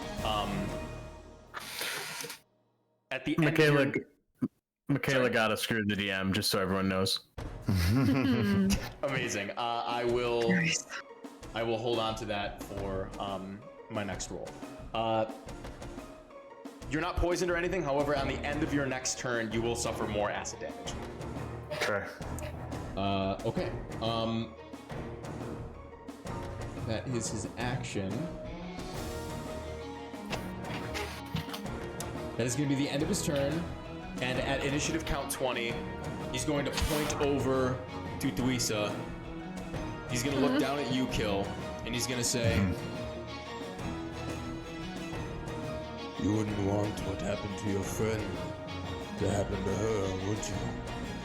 and he's going to lock his tether onto you, Duisa. And you all see this green line appear. Well, the people who are not unconscious see the green line appear between the two of them and then disappear. People who are not unconscious, yes. Kill, it is your turn. Okay. So Kaz is down, Indigo's down, Tweese is up and tethered. Okay.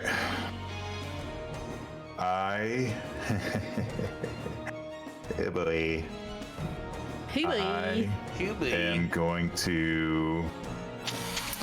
I wish I could use my bonus action for other things, but I will Healing Word Indigo.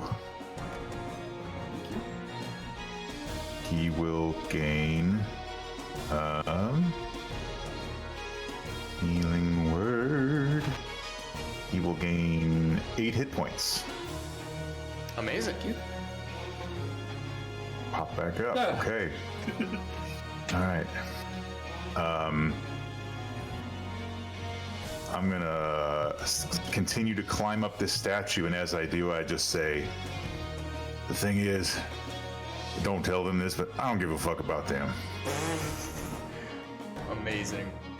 You get right up on him. Yeah.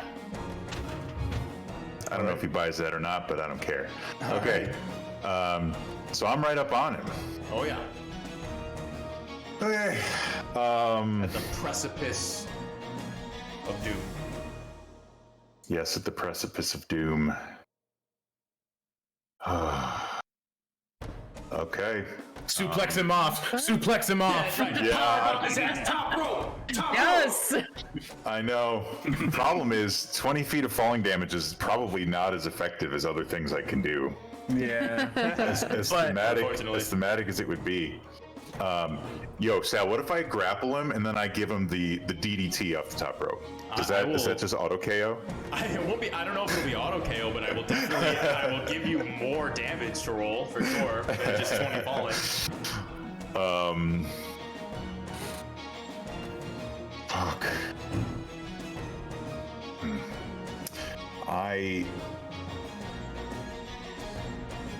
Okay. Give me a second.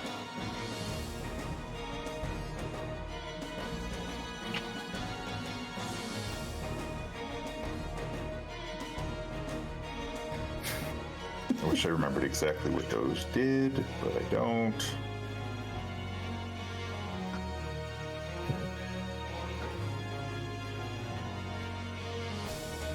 Okay.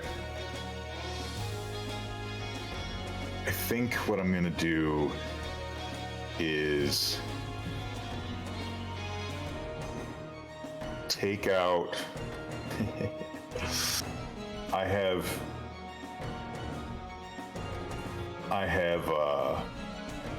11 bundles of fire fungus. Oh my god. Oh God.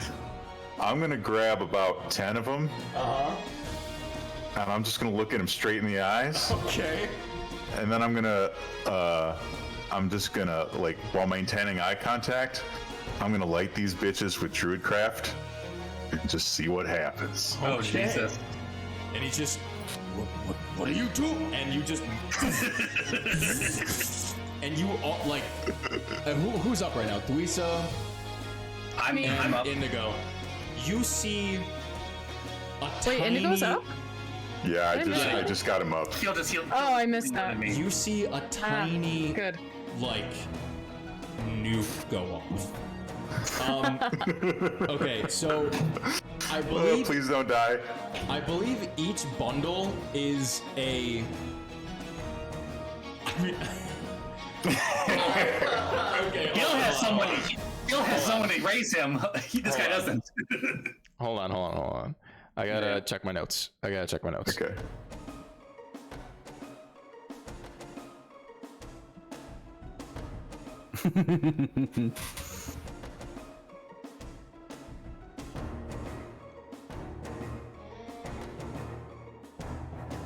I mean, I get it as a game, there's mechanics, but I'm curious, like, there's got to be some modes of death that take you beyond just unconscious. You know what I mean?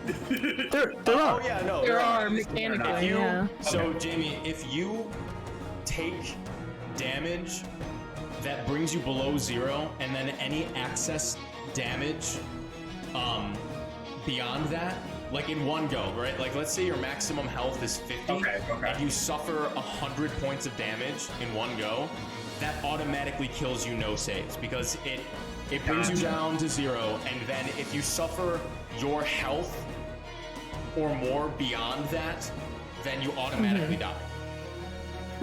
There's also things like disintegrate, Yeah, which disintegrate. like just- if you go to 0, I get Yes. that. you Yeah, actually yeah. disintegrate. yes. Sure. Okay. I imagine There ain't like, no yeah, death like, saves from that. Sure.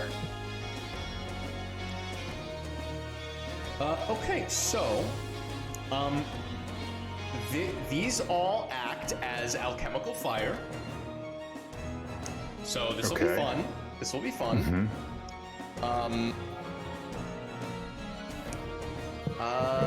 Oop, I need to. Hold on. I need to see how stacking this works real quick.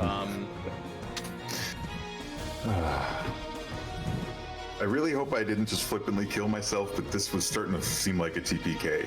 So, I don't know if you're flippantly Fair. killing yourself. yeah. Okay, so. Fire spreads out in a circle within a 15-foot radius. Any creature standing in the area of effect upon ignition or at the start of their turn must make a dexterity throw. So please make a dexterity saving throw, Kill. I will do the same. I'm so good at these. Okay, now is the time for this to fucking roll well. Okay. Get that D4. Yep, I got it. I It's a certainly natural failed. 20. It's a I natural certainly 20. failed. I failed. So I Oh rolled a my 7. god. Whew. Okay, so you... That's a 20, a 24 total. Amazing.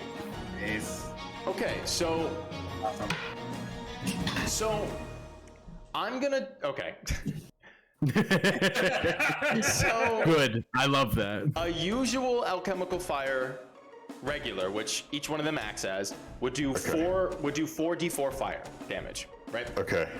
So you said you used 10 of them. So I'm doing 40 D4 fire. Yeah. Yeah, I mean they're all gonna go off at yeah, you know, at the same time. I won't. Do We're you gonna have do. 40 D4? You can do Yeah, that on D&D yeah. Beyond, or you can do it Yeah. in your own I can hands. do it in my app if you want, which either way. Yeah. It's up to you, Matt. I can roll it on D&D Beyond if you want. No. No. Mm-mm. Okay. Okay. I don't know how to actually make that work on D&D Beyond, so I'm just going to do it in this thing I always use. Do you see at the bottom left corner where the dice icon is in D&D Beyond on your character sheet? Yeah. Go ahead and click that. Oh, I can just click this 40 times. Yes, exactly. Hell yeah. Okay, so now everyone will get to see it. Yes. Okay. All right. Oop, that's it. Oh, thank God. I accidentally made it 41, and I was like, please let me have a way to reduce this. Okay. Here we go. You guys ready? 40d4. No. The visual on D&D Beyond is I know, incredible. right? It's so funny. Of which you suffer half this. It's literally lagging. It's like, how do I add Of course this? it is. 100 100? damage. 100 even. Wow. Okay, I don't know how to. That's amazing. First of all, that's the best roll I've ever seen. So I'm gonna walk you through this step by step. Okay. Firstly, you suffer half this damage. So Yes. you are unconscious, or are you? I don't know. Yes. Okay. You do Okay, not- so I am unconscious, but I do not die outright. no, you don't, because this does not hit you for what I explained earlier. I So had you fall I had 61 total HP available, and I took 50. So if I had taken 11 more, I would have died outright. Yes. So So that was close. Oh, so If now I failed that save, I was certainly dead. Okay. that's Ignatius incredibly lucky. Ignatius failed to save. However, he resists fire damage, Okay. so he suffers 50 points of fire damage. However, he is also tethered to Thuisa. Yeah. So Thuisa, I need you to make a Constitution saving throw. Okay. Is this a spell or magical effect? It's Got it. technically a magical effect. Fuck Yeah, 'cause yes. it's damage from the tether. That's got to be magical, Yeah, right? it's damage from the tether. It's not a spell, but it's a magical effect. Yes. Okay, Constitution. I also get a D4. 22. 22. Okay. So so Ignatius still suffers the 50 points of fire damage. How do you want to do this? I just think that I'm so sorry. I'm so sorry. Okay. I'm so sorry. Okay. If I didn't forget this, you guys would hate me. There is one thing. Okay. I can show you this real quick. I'm gonna actually take a picture of it because I don't want you to think I'm making this Oh, up. boy. 1 sec. I don't think you're making it up. Okay, 1 second. I'm He's just gonna- immune to fire damage. He's not immune to fire damage. He's not immune to fire damage. I'm just gonna put this in the Discord. Got a Real death quick. ward on him. Nope, not a death ward. Okay, it's in. I probably should have put it in Town Square, but I put it in Team Dicey in the mods. Okay. He has 1 legendary resistance. Oh, bro. Okay. I brought it down from 3 because I thought 3 was a little too fucking much. But I've been Okay, so saving a he legendary takes resistance. 25 so he only points of takes damage. 25. Yes. Ugh. Okay. So he is still up, but he is God. Oh my good lord. He is very, very, very hurt. The Okay. explosion and Kill's body is Wait, sort of hey, yes, hey, yes. Sal. Oh, yes, because well, no, what? It doesn't matter because the screw the DM wouldn't count on that. It Is that what you're saying? What are you saying? Screw the M doesn't count for his save. He automatically has saves. He automatically saves. with Oh, legendary you're right. resistance. You're right. So Yeah, I'm not he going to fails use it the on that. save. I'm not going to use it on that. I will use it on the next one. I'll still roll with disadvantage. Did Tuisa take damage from the tether already? Or No, is that- Tuisa made the save and She suffered no damage. saved. I made it. Gotcha. Yeah, I shut just the say- fuck up, Jamie. So if he had taken full damage at 100, and then I had taken 50 of that, if I failed my save, You would have died. I would have been. No, I would have been at negative 44. I have 45 max hit points. Wow. I was when you said 100, I was like, oh god, I'm saved. By 1 hit point. That's so funny. Okay. I'm at 6 right now. So That's the so problem funny. is now I'm down and he's not. So the only one that's up is Indigo, right? And Tuisa's up. I am up. Okay. Kaz, it All is your right, turn. well, No. Right. All right. What do I do? I can't do anything. I will mark what I got from that. do you have a healing word left? I hope. No, I don't have anything left. Oh no. I have nothing. So Do I have anything in my inventory? Oh no. it's very bad. It is I your, can't use my bonus action, unfortunately. It is your turn, Well- Tuisa. Yeah. Hey Sal, Yes, Matt. did I fall over unconscious on top of the statue or did I fall off? It was I on just top want- of the statue. You did not fall off. Okay. Okay. You're That's sturdy probably enough- worse you're for me, stu- but that's You're fair. sturdy enough that it's fine. Yeah. Yeah. Oh god, okay. is that better than me doing it? I have nothing I can do except for I could do my crossbow, but that's only gonna do half damage. Indigo or Jamie, you've been rolling attack rolls, right? Mhm. I'm gonna shake off my hand and slap it on your back and say, "You got this," and I'm giving you guidance. Amazing. And you For also, whatever Jamie, you do next. you also have inspiration from when you rolled that natural 20. So you have guidance and inspiration. Okay. Guidance doesn't Obi-Wan- work on attack rolls though. It doesn't? No. Oh fuck! is that Goddamn bless? son of a bitch! Yeah, bless No, works on it's attack the rolls. wrong thing. Guidance It's is the only Well, the Yeah. good news is can't do you have a screw the DM. So if you roll something with a save, Well, a so chance. Jamie, you have inspiration. So if you roll an attack yourself, you have advantage, and if you roll something with a save, I have disadvantage. So Okay, well then I'm gonna crossbow him because I can't afford it. fuck it, try it. Who knows? You Fuck might it. crit. You might You don't. crit. You don't have a No, I cantrip? rolled the 3. You don't have an attack cantrip? It's at 10 feet. Oh, okay. Like poison spray. That's right. Yeah. Oh yeah. Yeah, that one's not great. Yeah, I didn't know that at the time. It seems. Yeah. it seems Yeah, no, I don't do anything. No. That's my turn. Okay. Okay. Indigo, you're up, buddy. Okay. I have advantage. This is going to trigger a greater wild surge, I believe, because I took chaos. Come on, come on. We're gonna do a level 3 chaos bolt. Okay. I'll roll the surge first. Okay, what type of damage? Okay, I'll roll the chaos bolt first then. All right. Well, I mean, you don't need to roll the damage. Just tell me what type of damage you want to do. I with won't it. know until I roll the damage. Is the thing. Oh, it's that's right. chaos I'm so very sorry. I weird. forget that Yeah. you don't pick it. Yeah. It's okay. Yeah, I'll go ahead and I'll do that. Okay, so that's good.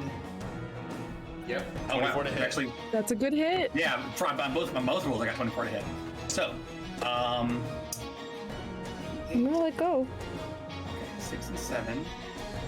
And then to level 3, so 2d6? I think? No, actually, I think it's 3d6. Feels like it. Sorry, I can't see the thing behind my rolls. 1d6, we have all above first. Okay, so I had 3d6, which would be, let's do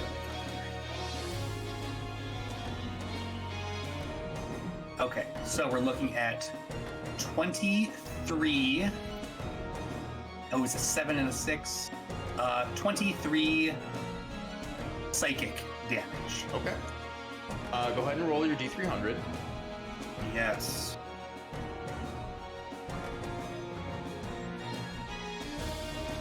Yeah, okay. 104.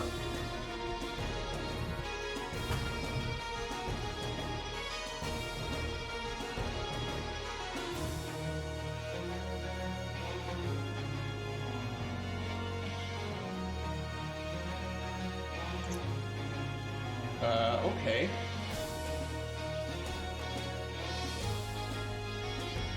Please roll. Please roll 1d10. Okay.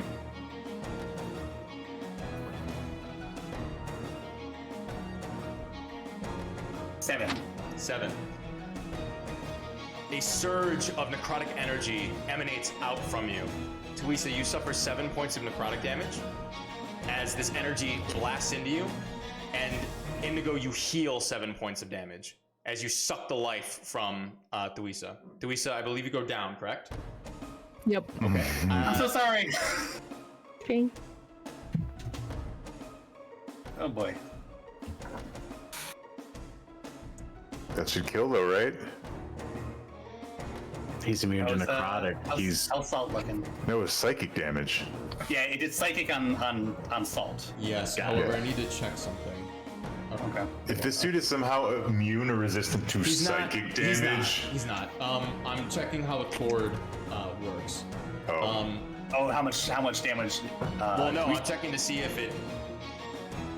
The tether lasts until...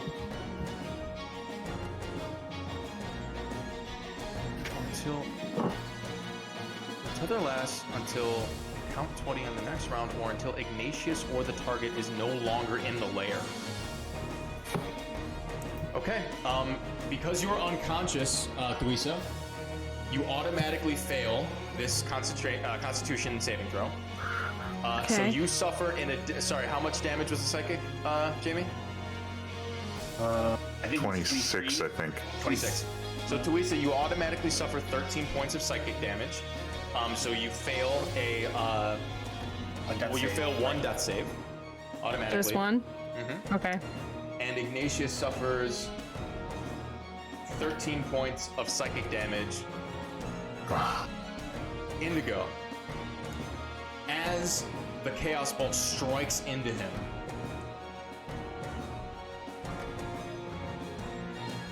nothing seems to happen for a moment.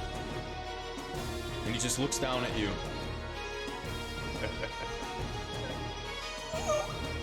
And blood out of all the orifices in his head until his head starts to twitch and scatter until it snaps backwards and his body falls forward, trips over, kills unmoving form, and falls head first directly into the ground as his body splatters. Not in like a blood splat onto the ground, but just in a bone cracking, just sickening thud onto the ground as his limbs and body is splayed out hard against the stone earth beneath him. Fancy Jesus Christ. And I think we can end the session there. No, Yeah, we can't. Yes, we can. Who is currently unconscious? Just so I know, who is We unconscious? have to. Well, Everyone. actually, hold Everyone on. except for you. Actually, hold on, because is there anything? Yeah, Indigo. What are you gonna do?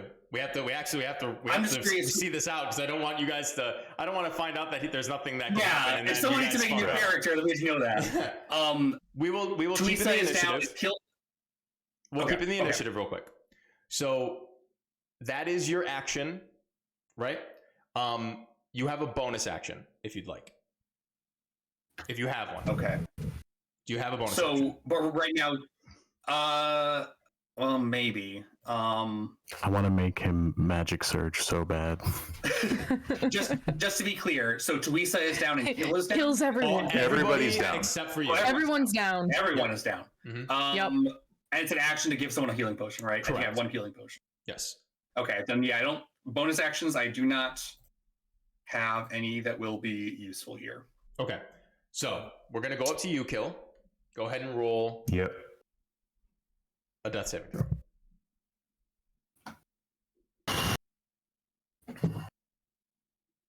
Okay. Okay. Go ahead and mark it. Kaz. Yep. Go ahead and roll yours. Hannah said, I'm out. Can't handle it. Okay. Okay. Mark yours. Tuisa, Mhm. whenever you're ready, Hannah, you can make your death saving throw.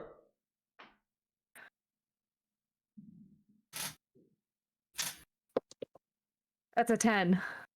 That's a save. It's meet or exceed on 10. Okay. Okay. So currently, do you guys want me to tell the chat where you guys are at, or what do you want? What do you want me to do? It's Indigo's turn. So Indigo, you have your action, you have your movement, and you have your bonus action. So what would you like to do? Okay. Action, I will feed Tuisa my healing potion. Okay. It is a regular healing potion, so that should be 2d4 plus 2. Do you want me to roll it or you? You can roll it. You can roll it, Hannah. Yeah, whoever drank it. That's fine. That is 6, 7, 8. 8. Wonderful. Okay. You heal 8 points, and you are now back to consciousness. And I will move 35. Can I get to Kaz this turn? 35 feet. 5, 10, 15, 20, 25, 30. Yeah, I think so. Yeah, you can get there. Yeah. I mean, unless a medicine check would take an action, right? A medicine check is an action. Can you get Yeah, okay. closer? Wait, I can reach Kaz. You want to try to get kill? Yes. Okay. 5, 10, 15, 20, 25, 30, 35. Does that look right? Sure, I trust you. There it was. Okay. This is why I said I would have been better off probably if I fell. Maybe. I mean, you would have suffered more damage and then hit Yeah. like additional death saves. Or I not would have got a saves, death but save just- right away. yeah. But yeah. That's why I didn't want to do that to you. Yeah. It's like I know, I know. feel like that's unfair. I know. Yeah. Okay, I think that is me. Yeah. I mean, I guess, I don't know. Maybe it would have been better for me to dash up there. Okay, is that the end of your turn, Indigo? Yeah. Oh God, I'm regretting everything I've ever done in my life. Kill. Go ahead and give me another death saving throw. It's my turn already? It is. That was Indigo's turn. Okay. Okay, go ahead and give it a mark. Uh-huh. Kaz, death saving throw.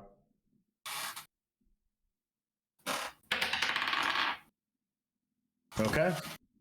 Give that a mark. Tuisa, it is your turn. Okay, I'm gonna run up to Kaz if I can. Alright, what is that? Is that 5, 10? You guys, count it before you move, please. No, I can. Yeah, I was counting. Sorry, that's 30 right there. Okay. I'm going to try and stabilize him. Go ahead and give me a medicine check. Oh, good. I rolled a 3. As you bend down, Duisa, you go to attempt to stabilize him, and you realize that he is actually already stable. Oh. And you remember as you try to, like, you pry open his shirt, getting ready to, like, do what you need to do, and you see the periapt of health that he wears around his neck glowing a faint glow. Periaptive wound closure. Periaptive wound closure, excuse me. Glowing a faint glow on his chest, and you can see some of the wounds on him being fused back together. He's breathing. He seems to be stable. Okay. For the record, when I was fake rolling, I did roll a 1, so thank you. Yeah. Good stuff. You have a bonus action, Duisa.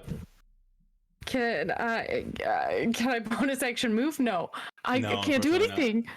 Can you bonus action healing word?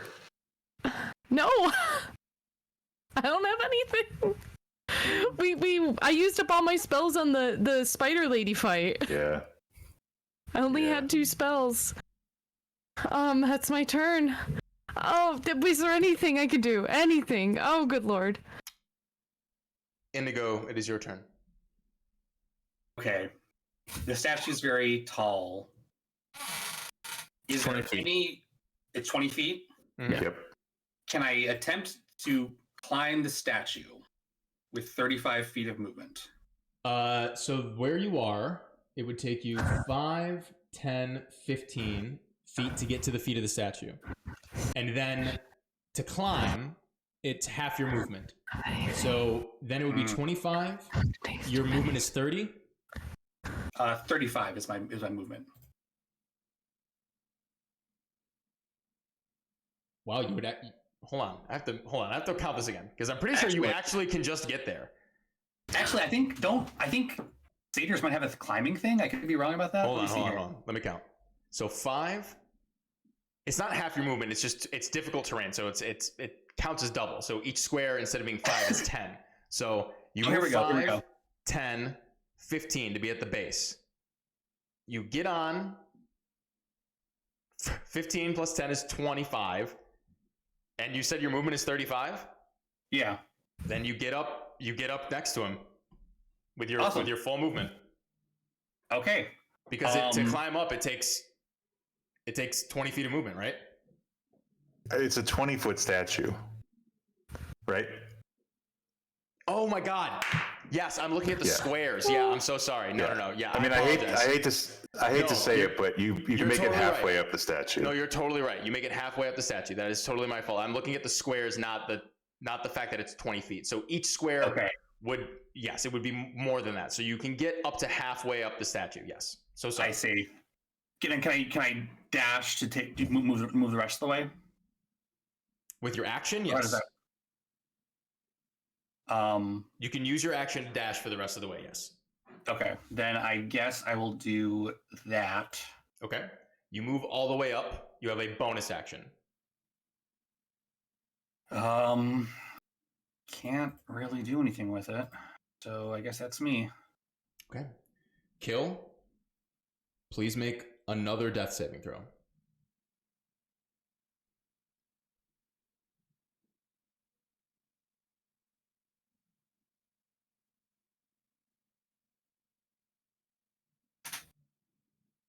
Okay.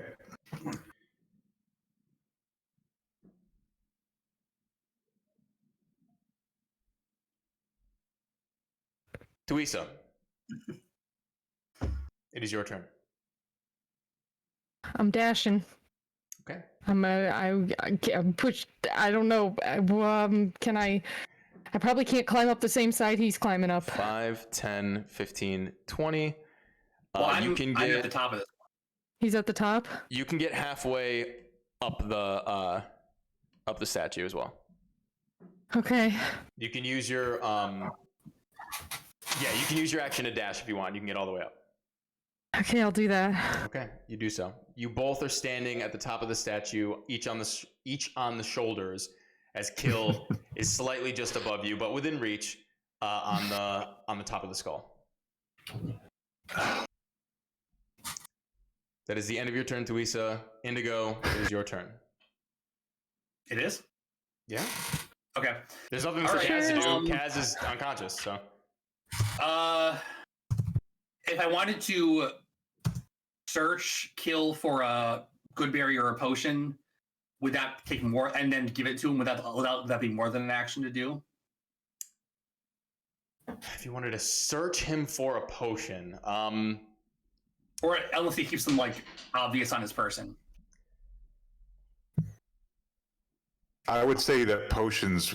I mean, you could tell me if I'm wrong, Sal, but I would imagine potions would just be sort of like in the belt.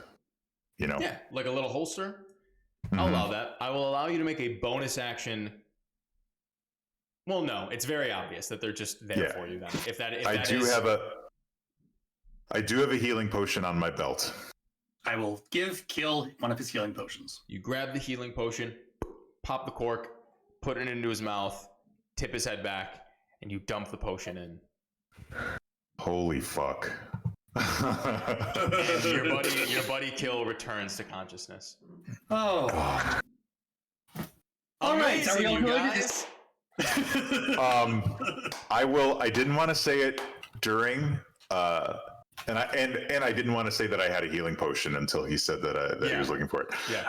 But my first 2 rolls were deaths. Yeah, I was watching you input them, and I was like, oh no. Yep. And then my 3rd roll was thankfully safe. Yeah, that's why I asked. I was like, do you guys want me to say what's going on? Because you're not saying them, but I could see them. So I withheld. Yeah. Fucking hell. So, you guys. wow. What a session. No, that's cool. I should have done that. That was cool. I like that. Shout outs to the DM for not requiring any athletics checks to climb that statue. No. I'm just like, yeah, it's easy enough. You know what I mean? That's fine. Yeah. If it was like a sheer cliff or something, that's. I was like, how are these spellcasting dorks going to climb this statue and save me? Actually, satyrs have a bonus to climbing mountains. Oh, that's true. Actually, your little goat feet. You got goat feet. That's right. Oh my god! Well, I thought I was guys. done. What a banger! Well, shit. All right. I thank you all for tuning in. I see that there's only probably one other person that is not Michaela or Garrett left. Now that we've been playing for, I think this is the longest we've ever played this. We've been playing for 4 hours 45 minutes or so. So we got lurkers. We got lurkers. It's not just us. Good. Well, good stuff. Good Oh stuff. my god. But what a valiant effort. What a great fight.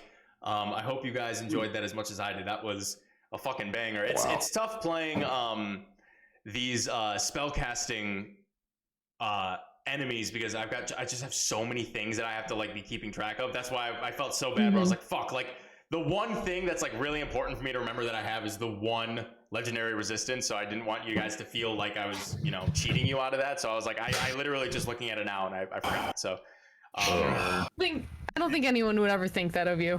I'm trying my best. Sal, I know you photoshopped that stat block. I did that. I photoshopped that shit in 2 minutes flat. In no 2 problem. seconds. On I my can phone. tell because the pixels. That's right. I'm skills. Fucking hell. All right, you guys. Well, thank you for joining us. That has been episode 41 of The Great Lydian Crown. We're probably going to try something out new next week when we do some like announcements. We might, change up the format a little bit, but stay tuned for that. So thank you for joining us. Shouts out to our friends who discovered us via YouTube and all that stuff. This VOD will be up next week, just before we go live. So if you want to catch up, go ahead and watch episode 40. It's live on YouTube right now. And then you can actually still watch this if you are subscribed. Actually, no, I believe the VODs are open on Twitch for a week for anybody. But we may turn that into subscriber only because we upload them on YouTube every week anyway. So if you want to hold on to them, and you have an Amazon Prime account or something like that, be sure to subscribe to us on Twitch. You can get you get a bunch of emotes in chat, which is super fun. You might have seen Michaela be using them earlier. And obviously you get access to the VODs, until they get uploaded on YouTube. You can access them as much as you want. So, thank you guys very much. We're going to be heading out. I'm going to bring us over to the offline screen, and we will see you next week. So thanks again. Toodaloo. Bye. Good night. Bye.